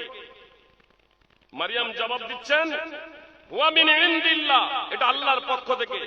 ইন্নাল্লাহা ইয়ারযুকু মান ইয়াশাউ বিগাইরি হিসাব, নিশ্চয় আল্লাহ যাকে চান বিনা হিসাবে রিজক দান করেন। আল্লাহ যাকে চান বিনা হিসাবে রিজক দান করেন, এটা আল্লাহ তাআলার পক্ষ থেকে। সূরা আলে ইমরান 3 নম্বর সূরার 37 নম্বর আয়াত। সুপ্রিয় ভাতৃবৃন্দ, ভগ্নীগণ, কথা খুব মনোযোগ দিয়ে শুনুন। মারিয়াম কোন নবী ছিলেন না, ঈসা আলাইহিস সালামের মাতা নবী ছিলেন না। পৃথিবীতে যত নবী রাসূল এসেছেন সবই পুরুষদের মধ্যে, মহিলাদের মধ্যে একজনও নবী ছিলেন না। মারিয়ামও নবী ছিলেন না। তার কাছে রিজক আল্লাহর পক্ষ থেকে, আল্লাহর পক্ষ থেকে। আল্লাহ কোরআনে এই কথা বলছেন। কোন পর্যায়ে তিনি তাকে নিয়ে গিয়েছিলেন, কোন পর্যায়ে তিনি নিজেকে নিয়ে গিয়েছিলেন? সুপ্রিয় ভাতৃবৃন্দ, ভগ্নীগণ, কোরআন কোন নাটকের বই নয়, গল্পের বই নয়, উপন্যাসের বই নয় যে কোরআন পড়ে যাবো যে হ্যাঁ এই হয়েছিল এই হয়েছিল। বরং সেখান থেকে আমাকে এবং আপনাকে জ্ঞান আহরণ করতে হবে, সেখান থেকে আমাকে আপনাকে জ্ঞান আহরণ করতে হবে। সুপ্রিয় ভাতৃবৃন্দ, ভগ্নীগণ, কোরআন থেকে আমরা শিক্ষা নেব, কোরআন থেকে আমরা শিক্ষা নেব। স্বয়ং আল্লাহ তাআলা বলছেন, লাকাদ কানা ফী কাসাসিহিম ইবরাতুল লিউলিল আলবাব, নিশ্চয় তাদের জীবনীতে রয়েছে বুদ্ধিজীবীদের জন্য উপদেশ, বুদ্ধিজীবীদের জন্য, জ্ঞানীদের জন্য, বিবেকবানদের জন্য রয়েছে আপনার শিক্ষণীয় বিষয়। সূরা ইউসুফ 12 নম্বর সূরার 111 নম্বর আয়াতে আল্লাহ তাআলা যেখানে ইউসুফ এবং তার ভাইদের আলোচনা করেছেন, ইউসুফ আলাইহিস সালামের প্রতি হিংসাবশত তার ভাইরা তাকে নির্জন কূপে নিক্ষেপ করেছিল না করেনি? তারপর বাঘে খেয়ে নেওয়ার গল্প ফেলেছিল। তারা ভেবেছিল যে আমরা আমাদের ষড়যন্ত্রে সফল, কিন্তু আল্লাহ যাকে রাখে তাকে মারে কে? আল্লাহ যাকে রাখে তাকে মারে কে? ইউসুফ আলাইহিস সালাম ষড়যন্ত্রের শিকার ছিলেন। তিনি মিশরের খাদ্যমন্ত্রী হয়েছিলেন। সুপ্রিয় ভাই বোন, মিশরের খাদ্যমন্ত্রী হয়েছিলেন। সূরা ইউসুফ উঠান, আল্লাহ তাআলা বলছেন এই তাদের জীবনীতে রয়েছে বুদ্ধিজীবীদের জন্য শিক্ষণীয় বিষয়। আপনার প্রতি যারা ষড়যন্ত্র করবে, আপনার প্রতি যারা হিংসা করবে, আপনার যারা ক্ষতি করার প্রচেষ্টা করবে, আপনি শুধু ধৈর্য ধরুন এবং তাকওয়া অবলম্বন করুন।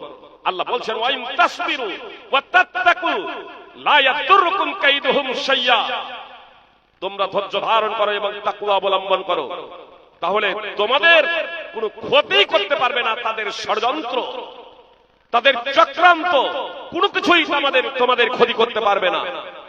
ইন্নাল্লাহা বিমা ইয়ামালুনা মুহিত, তারা যা কিছু করে, মানে তারা যা কিছু ষড়যন্ত্র করছে, তারা যা কিছু চক্রান্ত করছে, আল্লাহ তাআলা তো সবকিছুকেই পরিবেষ্টন করে আছেন। আল্লাহ তাআলা অসীম ক্ষমতার অধিকারী। অতএব তোমাদের ভীত এবং সন্ত্রস্ত হওয়ার প্রয়োজন নেই। শুধু কি করতে হবে?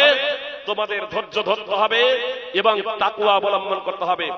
আবেগ দিয়ে কোনো কিছু করলে হবে না। সুপ্রিয় ভাতৃবৃন্দ, ভগ্নীগণ, আমাকে আপনাকে কোরআন এবং সুন্নাহ বুঝে সেই অনুযায়ী জীবনযাপন করতে হবে। বিষয়টা বুঝার প্রচেষ্টা করুন। খাব্বাব রাদিয়াল্লাহু তাআলা আনহু বলছেন, আল্লাহ রাসূল সাল্লাল্লাহু আলাইহি ওয়াসাল্লাম, আপনি আল্লাহর কাছে আমাদের জন্য সাহায্য প্রার্থনা করবেন না? আপনি আমাদের জন্য সাহায্য প্রার্থনা করবেন না? আপনি আমাদের জন্য দোয়া করবেন না? নবী সাল্লাল্লাহু আলাইহি ওয়াসাল্লাম বললেন, তোমাদের পূর্বে একজন ব্যক্তিকে ধরে নিয়ে আসা হতো, আর তাকে মাটিতে পুঁতে দেওয়া হতো। তারপরে তার মাথায় করাত রেখে 2 টুকরা করে দেওয়া হতো। তারপরেও তাকে তার দিন থেকে বিচ্যুত করা যেত না।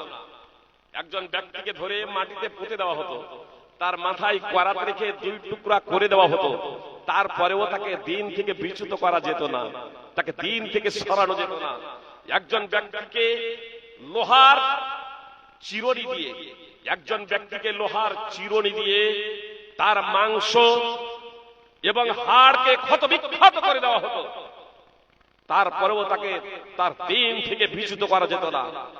লোহার চিরুনি দিয়ে তার মাংস এবং হাড়কে ক্ষতবিক্ষত করে দেওয়া হতো, মাথায় করাত রেখে 2 টুকরো করে দেওয়া হতো, তারপরেও এই জুলম নির্যাতন তাদেরকে দিন থেকে ফিরাতে পারত না। আল্লাহর দিন থেকে তারা বিমুখ হতো না, আল্লাহর দিনের প্রতি তারা অটল থাকতো। রাসূল সাল্লাল্লাহু আলাইহি সাল্লাম বলছেন, শোনো, সানআ থেকে হাজরে মাউত পর্যন্ত একজন যাত্রী যানবাহনে সফর করবে, যে আজকের এরোপ্লেন আর বিমানের কথা বলছে না, যানবাহনে 800 কিলোমিটারের পথ, প্রায় 800 কিলোমিটার। সানআ থেকে হাজরে মাউত প্রায় 800 কিলোমিটার। এই 800 কিলোমিটার একটা যানবাহন, সেই সময় বলছেন যখন একটা যানবাহন ঘোড়া, গাধা এবং খচ্চর যানবাহন হিসেবে ব্যবহৃত হতো, মুহাম্মদ সাল্লাল্লাহু আলাইহি সাল্লাম বলছেন যানবাহনে একজন যাত্রী সানআ থেকে হাজরে মাউত পর্যন্ত সফর করবে, লা ইয়াখাফু ইল্লাল্লাহ, আল্লাহ ছাড়া সে কাউকে ভয় করবে না। মানে পথ ঘাট রাস্তা এতটা নিরাপদ হয়ে যাবে। কিংবা একজন রাখাল তার মেষ পালের জন্য বাঘ ছাড়ার অন্য কোনো কিছুকে পরোয়া করবে না। একজন ব্যক্তি আল্লাহ ছাড়ার কাউকে ভয় করবে না। সুপ্রিয় ভাই এবং বোন, মেষ পালের জন্য শুধু বাঘের ভয় থাকবে, অন্য কিছুরই আর ভয় থাকবে না। ওয়ালাকিন্নাকুম তাস্তাজিলুন, কিন্তু তোমরা তাড়াহুড়া করছো, কিন্তু তোমরা তাড়াহুড়া করছো। সহিহ বুখারী হাদিস নম্বর 3612 এবং 6943। সুপ্রিয় ভাতৃবৃন্দ ও ভগিনীগণ, যদি আল্লাহকে যদি ভয় যদি করা হয়, তাহলে অবশ্যই আজকেও আপনি রিস্ক পাবেন। জেনে রাখুন, আপনার মুকদ্দারে যা কিছু লেখা নাই, খুব সাধারণ ভাবে বলি, তাই এবার খুব বেশি নাই, কপালে যা লেখা নাই তা ঘটতে পারে না। কপালে যে বিপদ আপদ লেখা নাই, সেই বিপদ আপদ আপনাকে আসতে পারে না। কপালে যা বিপদ আপদ লেখা নাই তা আসতে পারে না। আপনার কপালে একটা দানা বাকি থাকতে আপনার মৃত্যু হতে পারে না, আর একটা দানা আপনাকে কেউ বেশি খাওয়াতে পারে না। তাহলে আপনি এত ভীত এবং সন্ত্রস্ত কেন? আপনি এত দুনিয়া পাগল কেন? আপনি দিন বিমুখ কেন? হারামের পথে ছুটে চলেছেন কেন? কখন আপনার অন্তরে আল্লাহ ভীতি আসবে? সুপ্রিয় ভাতৃবৃন্দ ও ভগিনীগণ, আল্লাহ ভীতি ছাড়া আপনি সুখ এবং শান্তি লাভ করতে পারেন না। রিস্ক তো ততটাই পাবেন যতটা আপনার ভাগ্যে আছে। মৃত্যু তখনই হবে যখন আপনার মৃত্যু লেখা আছে। 1 সেকেন্ড আগেও না, 1 সেকেন্ড পরেও না। আপনি ধৈর্য ধারণ করবেন, আল্লাহ ভীতি আপনার অন্তরে তৈরি করবেন, আপনি শহীদ হয়ে যাবেন। আর আপনি আপনার অন্তরে আল্লাহ ভীতি তৈরি করবেন না, আপনি তাকওয়া অবলম্বন করবেন না, আল্লাহর বিধি নিষেধ মেনে চলবেন না, তো আপনি নিহত হবেন, আপনার মৃত্যু হবে, এটা অনিবার্য। 1 সেকেন্ড আগেও না, 1 সেকেন্ড পরেও না। খুবাইব বিন আদি রাদিয়াল্লাহু তাআলা আনহু, দেখুন কিভাবে রিস্ক। খুবাইব রাদিয়াল্লাহু তাআলা আনহু তিনি একদা বন্দী হলেন। হারিস বিন আমিরের সন্তানেরা তাকে কিনে নিয়েছিল। কেন কিনে নিয়েছিল জানেন? হত্যা করবে। তার কারণ এই খুবাইব রাদিয়াল্লাহু তাআলা আনহু হারিস বিন আমিরকে হত্যা করেছিলেন বদর প্রান্তে। বদরে মুশরিকদের সাথে মুহাম্মদ সাল্লাল্লাহু আলাইহি সাল্লামকে হত্যা করার জন্য বদরে এসেছিল এই হারিস বিন আমির। মুহাম্মদ সাল্লাল্লাহু আলাইহি সাল্লামকে হত্যা করার জন্য, ইসলামকে পৃথিবীর বুক থেকে মুছে দেওয়ার জন্য। আর খুবাইব রাদিয়াল্লাহু তাআলা আনহু বদরে অংশগ্রহণ করে বীর বিক্রমে লড়াই করে মুহাম্মদ সাল্লাল্লাহু আলাইহি সাল্লামের হেফাজত করত এই হারিস বিন আমিরকে হত্যা করে দিয়েছিলেন। এবার যখন হারিসের সন্তানেরা দেখলো যে খুবাইব বন্দী অবস্থায় বাজারে বিক্রিত, তখন তারা কিনে নিল তাকে হত্যা করার জন্য। খুবাইব রাদিয়াল্লাহু তাআলা আনহু ভীত এবং সন্ত্রস্ত ছিলেন না। একজন মুসলিম আসলে মৃত্যুকে দেখে কোনো পরোয়াই করে না। তার কারণ তিনি জানেন যে নির্ধারিত সময়ে মৃত্যু হবে, 1 সেকেন্ড আগেও না 1 সেকেন্ড পরেও না, 1 সেকেন্ড আগেও না 1 সেকেন্ড পরেও না। আর রিস্ক যেটা মুকদ্দারে লেখা আছে, কপালে লেখা আছে, সেটা আসবে। কিভাবে আসবে জানেন? নবী সাল্লাল্লাহু আলাইহি ওয়াসাল্লাম বলেন, সিলসিলা সহিহ হাদিস নম্বর হাদিস সহিহ, নবী সাল্লাল্লাহু আলাইহি ওয়াসাল্লাম বলেন, লাউ আন্না ইবনা আদম হারাবা মিন রিজকিহি কামা ইয়াহরাবু মিনাল মাউত লা ইউদরিকুহু রিজকুহু কামা ইউদরিকুহুল মাউত। আদম সন্তান যদি তার রিস্ক থেকে পলায়ন করে, আদমের সন্তান তথা মানুষ যদি তার ভাগ্যে যেটা খাদ্য আছে সেই খাদ্য থেকে পালায়, যেমন মৃত্যুকে দেখে পালায়, যেমন মৃত্যুকে দেখে ভয় করে, তো মুহাম্মদ সাল্লাল্লাহু আলাইহি সাল্লাম বলছেন যে খাদ্য তাকে টানবে, খাদ্য তাকে টানবে, খাদ্য তার পেটে যাবে যেমন মৃত্যু তাকে গ্রাস করে। ভাগ্যে যতটা খাদ্য আছে একটা দানা থাকতে আপনার মৃত্যু হবে না। খুবাইব রাদিয়াল্লাহু তাআলা আনহুকে বন্দী করেছে, হত্যা করবে হারিসের সন্তানেরা। খুবাইব রাদিয়াল্লাহু তাআলা আনহু বললেন, যখন আমাকে হত্যা করবে একটু অ্যাডভান্স জানিয়ে দেবে, জি প্রস্তুত হয়ে যাওয়ার জন্য। খুবাইব রাদিয়াল্লাহু তাআলা আনহুকে খুবাইব রাদিয়াল্লাহু তাআলা আনহুর হত্যার সময় চলে এলো। খুবাইব রাদিয়াল্লাহু তাআলা আনহু হারিসের মেয়েকে বলল যে একখানা খুর দিবেন আমাকে খবর ও কার্য সম্পাদনের জন্য, আল্লাহর সাথে সাক্ষাৎ করব পরিষ্কার পরিচ্ছন্ন হয়ে। হারিসের মেয়ে ওয়া মুসলিম মুশরিকা, সে একখানা খুর দিয়ে দিয়েছে খুবাইবকে। আর তার অজান্তেই ওই মহিলার একটা বাচ্চা খুবাইবের কাছে এসে উপস্থিত। খুবাইব তখন বাচ্চাটাকে নিজের উরুর উপরে বসিয়ে দিয়েছে। ওই মহিলা এই দৃশ্য দেখে তার অবস্থা অত্যন্ত শোচনীয়, তার চোখে মুখে আতঙ্কের ছাপ। সুপ্রিয় ভাতৃবৃন্দ, ভগ্নীগণ, আপনারা জানেন যে অপরাধী বলছি, যদি কোনো ব্যক্তিকে হত্যা করা হয়, যদি কোনো ব্যক্তিকে হত্যা করবে এটা জানানো হয়, আর তারপরে যাকে হত্যা করা হবে তার কাছে যদি তাদের কোনো বাচ্চা সন্তান ছেলে মেয়ে যদি চলে যায় যারা তাকে হত্যা করবে, তাহলে যাকে হত্যা করবে সে কি সাধারণভাবে ওই ছেলেগুলোকে ছেড়ে দেবে? বুঝার চেষ্টা করুন। মনে করুন আমাকে কেউ বলল হত্যা করব, বুঝতে পেরেছেন, আমাকে বেঁধে রেখেছে হত্যা করার জন্য। আর যারা হত্যা করবে ওদের যদি একটা বাচ্চা আমার কাছে চলে আসে আর আমার কাছে অস্ত্র থাকে, তাহলে আমি হয় তাকে হত্যা করব নইলে পণবন্দি করব, তাই তো? সাধারণভাবে আমাদের সাধারণ বিবেক বলে যে আমি তাকে হত্যা করব অথবা পণবন্দি করব, যে আমি তো মারা যাবই, তো বেটাকে শেষ করেই যাব, ওদেরও সন্তানকে মারবো, আর না হলে পণবন্দি করব, যে তোমরা যদি আমাকে যদি ছাড়ো তাহলে এই বাচ্চাকে আমি শেষ করে দেবো, তোমরা যদি আমাকে না ছাড়ো তাহলে এই বাচ্চাকে শেষ করে দেবো, অস্ত্রখানটা তার গলায় ধরে নেব, পণবন্দি। জি, কিন্তু না, খুবাইব যখন দেখলো বাচ্চার মায়ের চোখে মুখে আতঙ্কের ছাপ, তিনি বললেন তুমি আশ্বস্ত হয়ে যাও, ইনশাআল্লাহ আমি এই বাচ্চাকে হত্যা করব না। তুমি কি ভেবেছো আমি বাচ্চাকে মেরে দেবো? কখনো না, ইনশাআল্লাহ আমি বাচ্চাকে হত্যা করব না, বাচ্চাকে মারবো না। খুবাইব জানছেন তিনি মারা যাবেন, তাকে মেরে ফেলা হবে, তারপরেও তিনি তাদেরই সন্তান তাকে পণবন্দি পর্যন্ত করলেন না, মারা তো দূরের কথা, তার মাকে আশ্বস্ত করছেন তুমি আশ্বস্ত হয়ে যাও, তোমার অন্তর থেকে আতঙ্ক দূর করে দাও, আমি বাচ্চাকে ছেড়ে দেব। বাচ্চার মায়ের চোখে মুখে আতঙ্কের ছাপ হওয়াটা স্বাভাবিক, কারণ তার উরুর উপরে বসে আছে বাচ্চা, আর তার এক হাতে আছে খুর, আর তার উরুতে বাচ্চা। খুবাইব রাদিয়াল্লাহু তাআলা আনহু আশ্বস্ত প্রদান করলেন ইনশাআল্লাহ আমি বাচ্চাকে মারবো না, হত্যা করব না, তোমার অন্তর থেকে আতঙ্ক তুমি দূর করে দাও, বাচ্চাকে ছেড়ে দাও। ওই বাচ্চার মা বলছে, কথার প্রতি মনোযোগ দেবেন, বাচ্চার মা বলছে আল্লাহর কসম করে বলছি খুবাইবের মতো ভালো মানুষ আমি দেখিনি। আপনারা মনে মনে ভাববেন বা সবাই ভাববে যে বাচ্চাকে যখন মারলো না তো ভালো তো হবেই, শুধু এতটুকু ভালো নয়, এটা তো ভালোই। আগেই বলেছি আপনাদের, আবেগে কোনো কিছু করা যে করে দেয় সে মুসলমান না, আচার ব্যবহার তার কত ভালো, জেনে বুঝে সবকিছু করবে।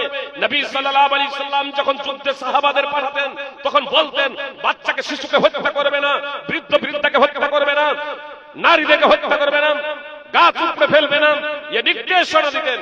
জি, আপনার সন্ত্রাসী জঙ্গি নির্মূল করতে গিয়ে রাসূল সাল্লাল্লাহু আলাইহি সাল্লাম সাহাবাদেরকে নির্দেশ দিতেন বাচ্চা কুচিকাকে তোমরা হত্যা করবে। এরা হচ্ছে নিরপরাধের কোনো অপরাধ নাই। খুবাইব রাদিয়াল্লাহু তাআলা আনহুর উরুতে আছে এখন বাচ্চা, তিনি ছেড়ে দিলেন। ওই বাচ্চার মা বলছে আল্লাহর কসম করে বলছি খুবাইবের থেকে ভালো মানুষ দেখিনি।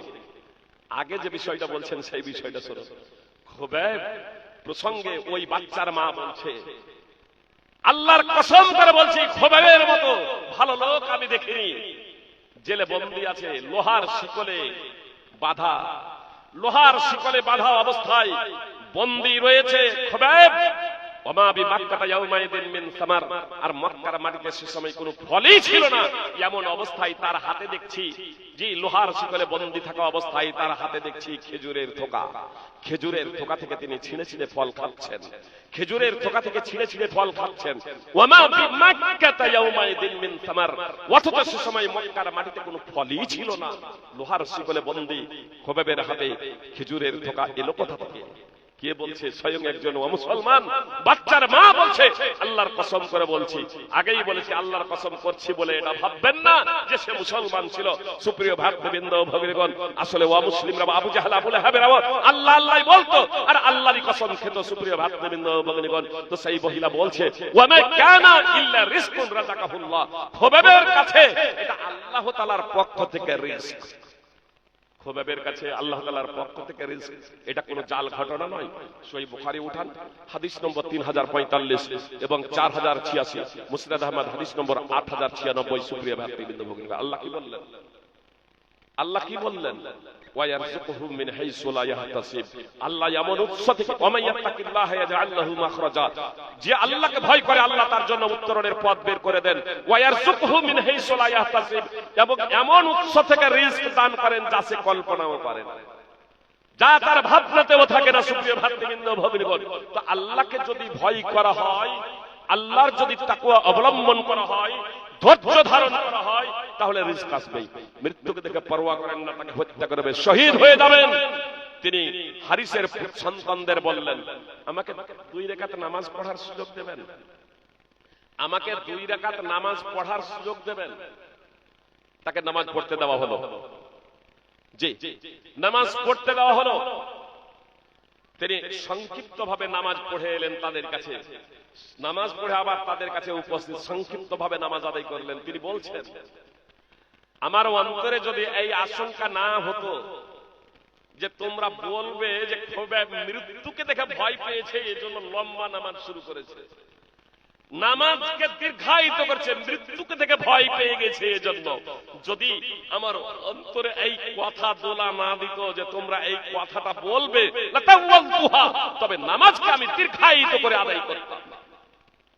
সহিহ বুখারী হাদিস। সুপ্রিয় ভক্তবৃন্দ ভগিনীগণ, আর আজকে আমি আর আপনি নামাজের কিছু মূল্য বুঝি না, মূল্য বুঝি না। সুপ্রিয় ভাই এবং বোন, আপনাদের একটা কথা স্পষ্ট করে দেই, তাকওয়া অবলম্বনের কথা যে আল্লাহ তাআলা বললেন, জেনে রাখবেন নামাজ ছাড়া, 5 ওয়াক্তের নামাজ ছাড়া তাকওয়া অবলম্বন সম্ভব নয়। আপনার অন্তরে আল্লাহ ভীতি তৈরি হতে পারে না, পারে না আল্লাহ ভীতি তৈরি হতে আপনার অন্তরে যতক্ষণ পর্যন্ত আপনি 5 ওয়াক্তের নামাজি না হবেন। সুপ্রিয় ভক্তবৃন্দ ভগিনীগণ, আপনার নামাজি হওয়া অন্যতম শর্ত, নামাজি হওয়া অন্যতম শর্ত। এজন্য আমাকে আপনাকে নামাজ পড়তেই হবে। আর আসলে আমরা নামাজটাও বুঝি না। এই পরিস্থিতি আমাদের করণীয় কি? সুপ্রিয় ভক্তবৃন্দ, আমি বলেছি ধৈর্য ধারণ করতে হবে এবং তাকওয়া অবলম্বন করতে হবে, আল্লাহ ভীতি অর্জন করতে হবে। এই আল্লাহ ভীতি ছাড়া, আপনার ধৈর্য ছাড়া মুক্তি পাওয়া অসম্ভব। আমি যদি ধৈর্য ধারণ করি, আপনি যদি ধৈর্য ধারণ করেন এবং তাকওয়া অবলম্বন করেন, আল্লাহ তাআলার বিধিনিষেধ মেনে যদি চলেন, তাহলে ইনশাআল্লাহ আজকে যে নানা সমস্যার সম্মুখীন আছেন, এই সমস্যা থেকে পরিত্রাণ পেয়ে যাবেন। মুহাম্মদ সাল্লাল্লাহু আলাইহি সাল্লাম বলেছেন, আবু হুরায়রা রাদিয়াল্লাহু তাআলা আনহু বর্ণনাকারী, বাদিরু বিল আমালি ফিতানান কাকাতাইল লাইলিল মুসলিম, ফিতনা অন্ধকার রাতের নেই, ফিতনা সমূহ আগমনের আগেই তোমরা কর্মের প্রতি তৎপর হয়ে যাও।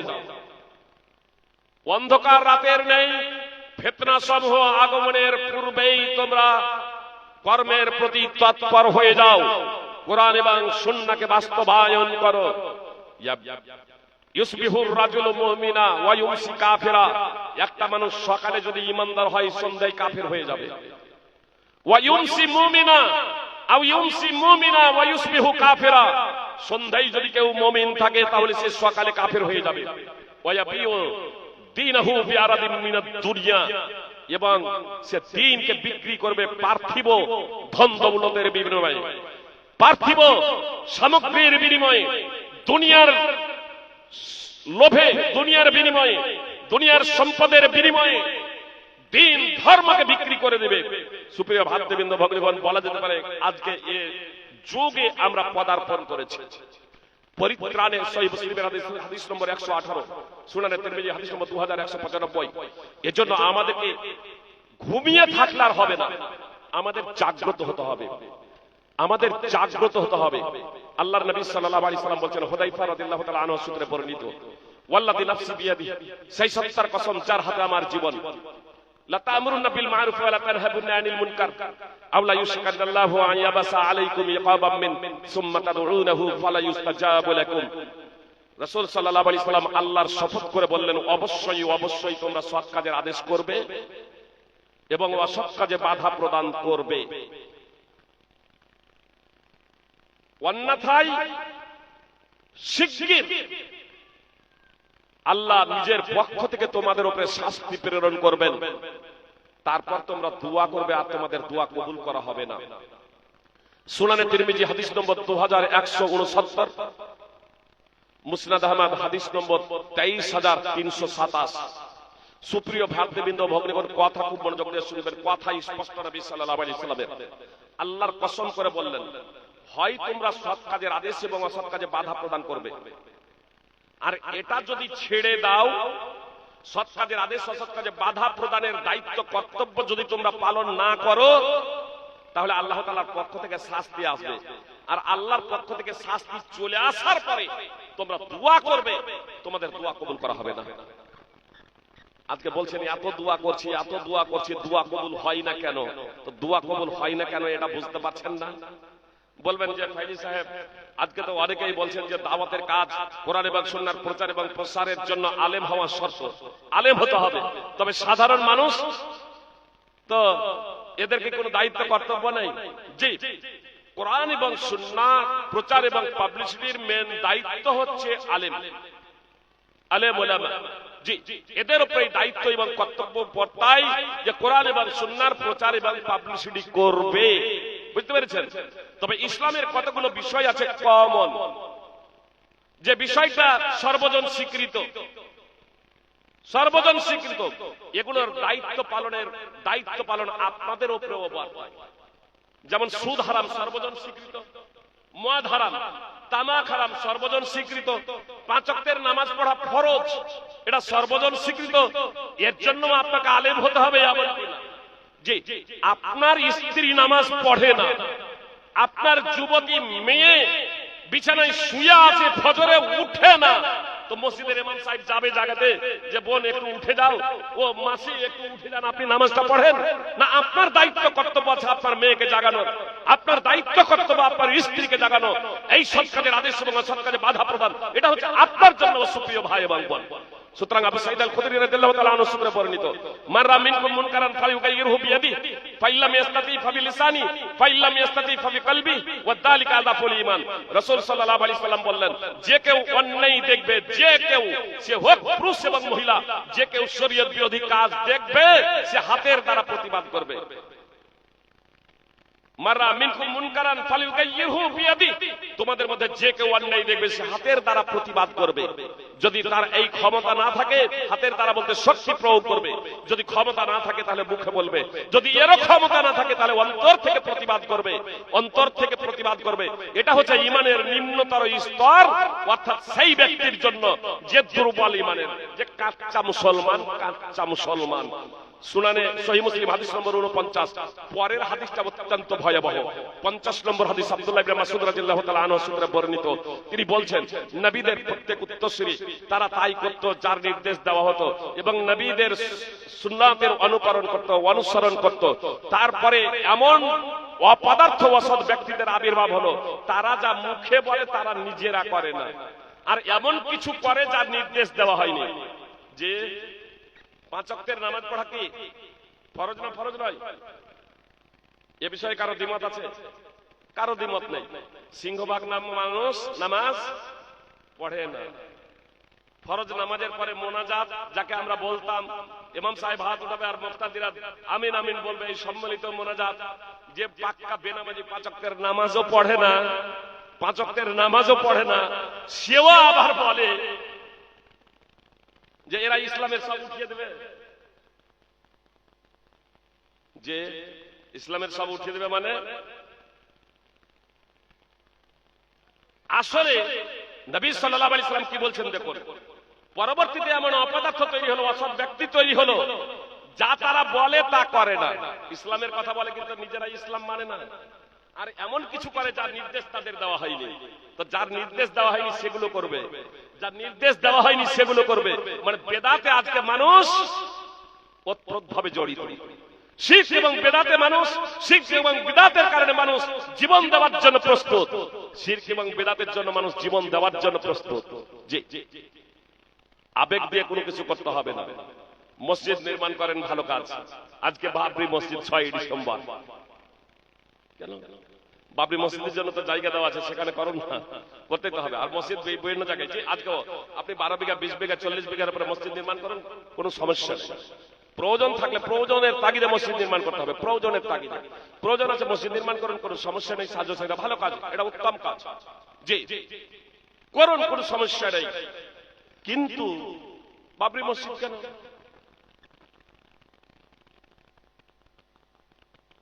কেউ যদি বলে মসজিদে হারাম এখানে নির্মাণ করব, তবুও আমরা প্রতিবাদ করবো আলেম সমাজ।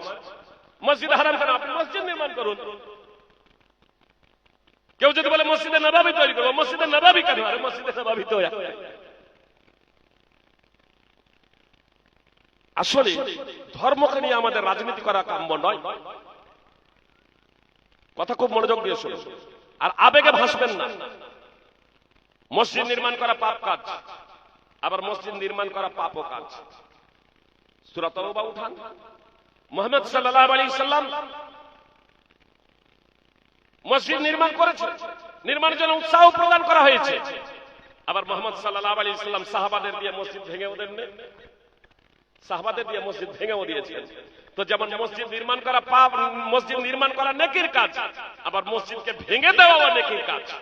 তাহলে কোন মসজিদ ভেঙে দেওয়া নেকির কাজ, আর কোন মসজিদ নির্মাণ করা, কোন মসজিদ ভেঙে দেওয়া নেকির কাজ, আর কোন মসজিদ নির্মাণ করা নেকির কাজ, এই বিষয়টাও আগে আপনাকে নির্মাণ করার আগে বা ভাঙার আগে আপনাকে জানতে হবে। আল্লাহ তাআলা আমাদেরকে সঠিক বুঝ দান করেন।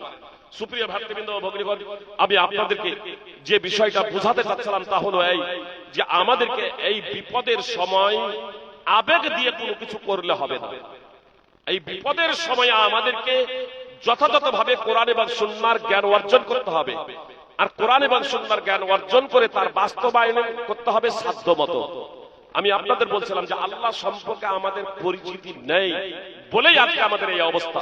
আমি এর জন্য দিক নির্দেশনা দিয়েছি যে আপনারা আয়াতুল কুরসি, সূরা ইখলাস, সূরা হাদীদের প্রথম 6 আয়াত এবং সূরা হাসরের শেষ 3 আয়াত যদি পড়েন, তাহলে কিছুটা জ্ঞান অর্জন হবে যে আল্লাহ তাআলাকে। আমি শুধু আপনাদের শুধু 1-2 মিনিটে শুধু এই কথা আপনাদের বলতে চাই। সুপ্রিয় ভাতৃবৃন্দ ভগ্নীগণ, বিজ্ঞানীরা জানাচ্ছেন, বিজ্ঞানীদের তথ্য অনুযায়ী আমরা অবগত আছি যে এই যে বিশাল পৃথিবী, এই বিশাল পৃথিবী থেকেও সূর্য কত বড়? 13 লক্ষ গুণ বড় সূর্য। আমরা বিশ্বাস করি তো বিশাল বড়, যে বিজ্ঞান বলছে 13 লক্ষ গুণ বড়। জি, সেটা কিছু কম বেশি হতে পারে। তাহলে সূর্য যে বিশাল বড়, পৃথিবী থেকে প্রায় 13 লক্ষ গুণ বড় বিজ্ঞান আমাদেরকে জানাচ্ছে। বিজ্ঞান আমাদেরকে আরো জানাচ্ছে বেটেলজিউস নামে একটা নক্ষত্র আছে, সূর্য থেকেও 764 গুণ বড়। আবার কেউ কেউ লিখেছে বেটেল জিউস সম্পর্কে যে 33 কোটি গুণ বড়। তো যদি কমটাও ধরে নি, সূর্য থেকে 764 গুণ বড়, আর সেই সূর্য হচ্ছে পৃথিবী থেকে 13 লক্ষ গুণ বড়। বিজ্ঞানীরা জানাচ্ছেন মহাবিশ্বে, মহাকাশে আরো অনেক বড় বড় নক্ষত্র রয়েছে, অগণিত। সপ্তখণ্ড আসমান, গ্রহ, নক্ষত্র, পৃথিবী, যা কিছু আছে সবকিছুরই আদি স্রষ্টা হলেন মহান আল্লাহ তাআলা, চিরঞ্জীব শাশ্বত সেই মহান আল্লাহ তাআলা কত বড় জানেন? আয়াতুল কুরসিতে আল্লাহ তাআলার কুরসি প্রসঙ্গে এতটুকু উল্লেখ আছে যে আল্লাহ তাআলার কুরসি আসমান সমূহ এবং পৃথিবীকে পরিবেষ্টন করে আছে। আল্লাহ তাআলার কুরসি এত বড় যে সেই কুরসিটা আসমান সমূহ এবং পৃথিবী অর্থাৎ সমস্ত সৃষ্টিকে পরিবেষ্টন করে আছে। কুরসিটা কি জানেন? মুফাসসিরিনে কিরাম লিখছেন, ইবনে আব্বাস রাদিয়াল্লাহু তাআলা আনহু সূত্রে বর্ণিত আছে যে কুরসিটা হচ্ছে আল্লাহ তাআলার পায়ের পাতা রাখার জায়গা। কুরসিটা হচ্ছে আল্লাহ তাআলার পায়ের পাতা রাখার জায়গা। আল্লাহর কুরসি হচ্ছে আল্লাহ তাআলার পায়ের পাতা রাখার জায়গা। আর আল্লাহ তাআলা আরশে আরোহণ করেছেন, যেমন আল্লাহ তাআলা বলেন আর রহমান আলাল আরশি ইস্তাওয়া, সূরা তোহা 20 নম্বর সূরা 5 নম্বর আয়াতে। তো আল্লাহ আরশে আরোহণ করেছেন, আর আল্লাহর পায়ের পাতা রাখার জায়গাটা হচ্ছে কুরসি। আর কুরসি আসমান সমূহ এবং পৃথিবীকে পরিবেষ্টন করে আছে। তাহলে আরশ কত বড়, আর সেই মহান আল্লাহ তাআলা কত বড়। সুপ্রিয় ভাই এবং বোন, আল্লাহ সম্পর্কে যদি আমার আপনার সঠিক ধারণা যদি তৈরি হয়ে যায়, তাহলে আমি এবং আপনি আল্লাহ তাআলার আদেশ বাস্তবায়নের শিথিলতা প্রদর্শন করতে পারি না। নবী এবং রাসূলগণ তারা বুঝেছিলেন আল্লাহকে, আল্লাহ সম্পর্কে তারা অবগত হয়েছিলেন, আল্লাহর পরিচয় সম্পর্কে জানতেন। সাহাবারা বুঝেছিলেন, ফলে তারা পাপ কাজ করতে ভয় করতেন, ছোট ছোট পাপ কাজ করতে তারা ভয় করতেন। সুপ্রিয় ভাই এবং বোন, মুহাম্মদ সাল্লাল্লাহু আলাইহি সাল্লাম, শুধু একটা হাদিস আপনাদের সামনে বলি, মুহাম্মদ সাল্লাল্লাহু আলাইহি সাল্লামের অগ্র পশ্চাতের গুনাহ মাফ, আগের পরের গুনাহ মাফ। সূরা ফাত 48 নম্বর সূরার 2 নম্বর আয়াত অধ্যয়ন করবেন। মুহাম্মদ সাল্লাল্লাহু আলাইহি সাল্লামের আগের পরে গুনাহ মাফ। তারপরে মুহাম্মদ সাল্লাল্লাহু আলাইহি সাল্লাম আল্লাহ তাআলার কত ইবাদত করতেন জানেন? সহিহ বুখারী মুগিরা এবং আয়েশা রাদিয়াল্লাহু তাআলা আনহুমা থেকে হাদিস বর্ণিত আছে, এত দীর্ঘ সময় ধরে নামাজ আদায় করতেন, রাতে কিয়ামুল লাইল করতেন, তাহাজ্জুদের নামাজ পড়তেন। মুগিরার বর্ণনায় আছে হাত্তা তারিমা কাদেমা, নবী সাল্লাল্লাহু আলাইহি সাল্লামের পা দুখানা ফুলে যেত। আর আয়েশার বর্ণনায় আছে হাত্তা তাতাফাত্তারা কাদামা, নবী সাল্লাল্লাহু আলাইহি সাল্লামের পদ যুগল ফেটে যেত। আয়েশা রাদিয়াল্লাহু তাআলা আনহা বলছেন, আল্লাহ রাসূল সাল্লাল্লাহু আলাইহি সাল্লাম, আপনি এত কষ্ট করেন কেন? আপনার তো আগের পরের সব গুনাহ মাফ।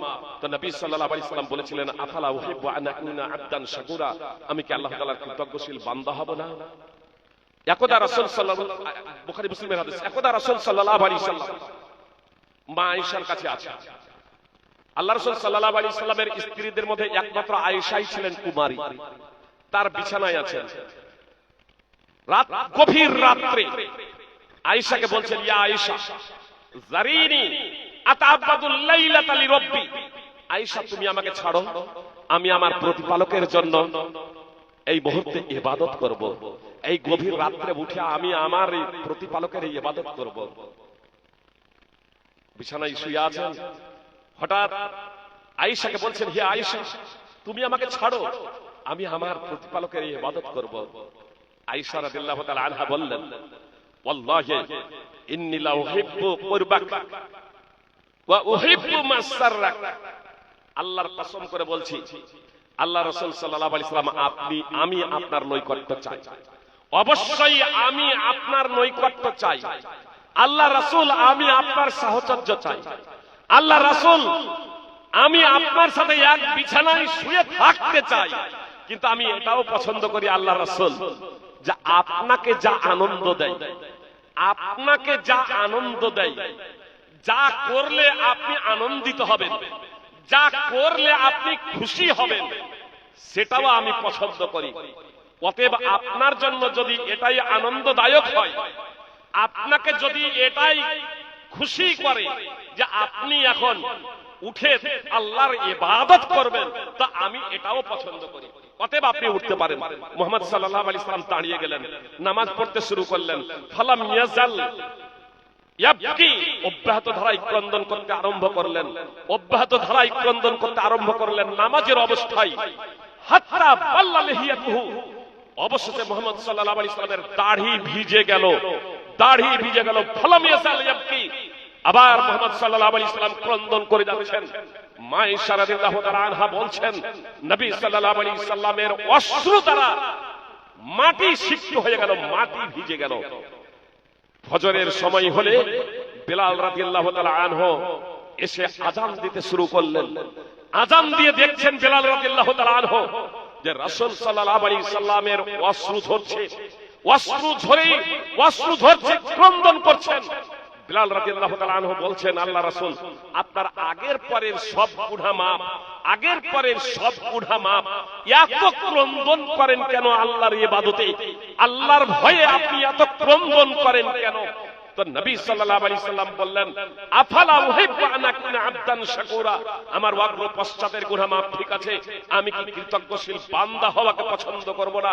যে মহান আল্লাহ তাআলা আমার আগের পরের সব গুনাহ মাফ করে দিয়েছেন, সেই মহান আল্লাহ তাআলার কৃতজ্ঞশীল বান্দা হওয়া কি আমি পছন্দ করব না? তারপরে মুহাম্মদ সাল্লাল্লাহু আলাইহি সাল্লাম বললেন, ওয়াইলুল লিমান ক্বারাহা ওয়া লাম ইয়াতাফাক্কার ফিহা, কোরআনের আয়াত পড়বে। মুহাম্মদ সাল্লাল্লাহু আলাইহি সাল্লাম তার আগে বলেছেন যে আমার উপরে কোরআনের আয়াত অবতীর্ণ হয়েছে, যে আয়াত পড়বে অথচ এই আয়াত নিয়ে চিন্তা ভাবনা করবে না, তার জন্য ধ্বংস। কোরআনের আয়াত পড়বে অথচ চিন্তা ভাবনা করবে না, তার জন্য ধ্বংস। তারপরে কোরআনের আয়াত তেলাওয়াত করলেন সূরা আলে ইমরান 3 নম্বর সূরার 190 নম্বর আয়াত, কোন বর্ণনায় আছে 190 এবং 191 নম্বর আয়াত। সহিহ ইবনে হিব্বান হাদিস নম্বর 620, যেখানে রয়েছে ইন্না ফি খালকিস সামাওয়াতি ওয়াল আরদি ওয়া ইখতিলাফিল লাইলি ওয়ান নাহার লাআয়াতিল লিউলিল আলবাব, নিশ্চয় আসমান সমূহ এবং পৃথিবীর সৃষ্টিতে এবং দিবারাত্রির বিবর্তনে বুদ্ধিজীবীদের জন্য রয়েছে অনেক নিদর্শন। আল্লাহ বলছেন, কিতাবুন আনজালনাহু ইলাইকা মুবারাকুন লিয়াদাব্বারু আয়াতিহি ওয়া লিয়াতাযাক্কারা উলুল আলবাব, এই কিতাব মুহাম্মদ সাল্লাল্লাহু আলাইহি ওয়াসাল্লাম তোমার প্রতি আমি অবতীর্ণ করেছি, এই কিতাব বরকতময় কিতাব, যাতে বুদ্ধিজীবীরা এই পবিত্র কোরআন নিয়ে আয়াত সমূহ নিয়ে গবেষণা করে, চিন্তা ভাবনা করে, ওয়ালিয়াতাযাক্কারা উলুল আলবাব, এবং বুদ্ধিজীবীরা উপদেশ গ্রহণ করে। সূরা সাদ 38 নম্বর সূরার 29 নম্বর আয়াত। সুপ্রিয় ভাই এবং বোন, আসলে আমরা কোরআন এবং সুন্নাহ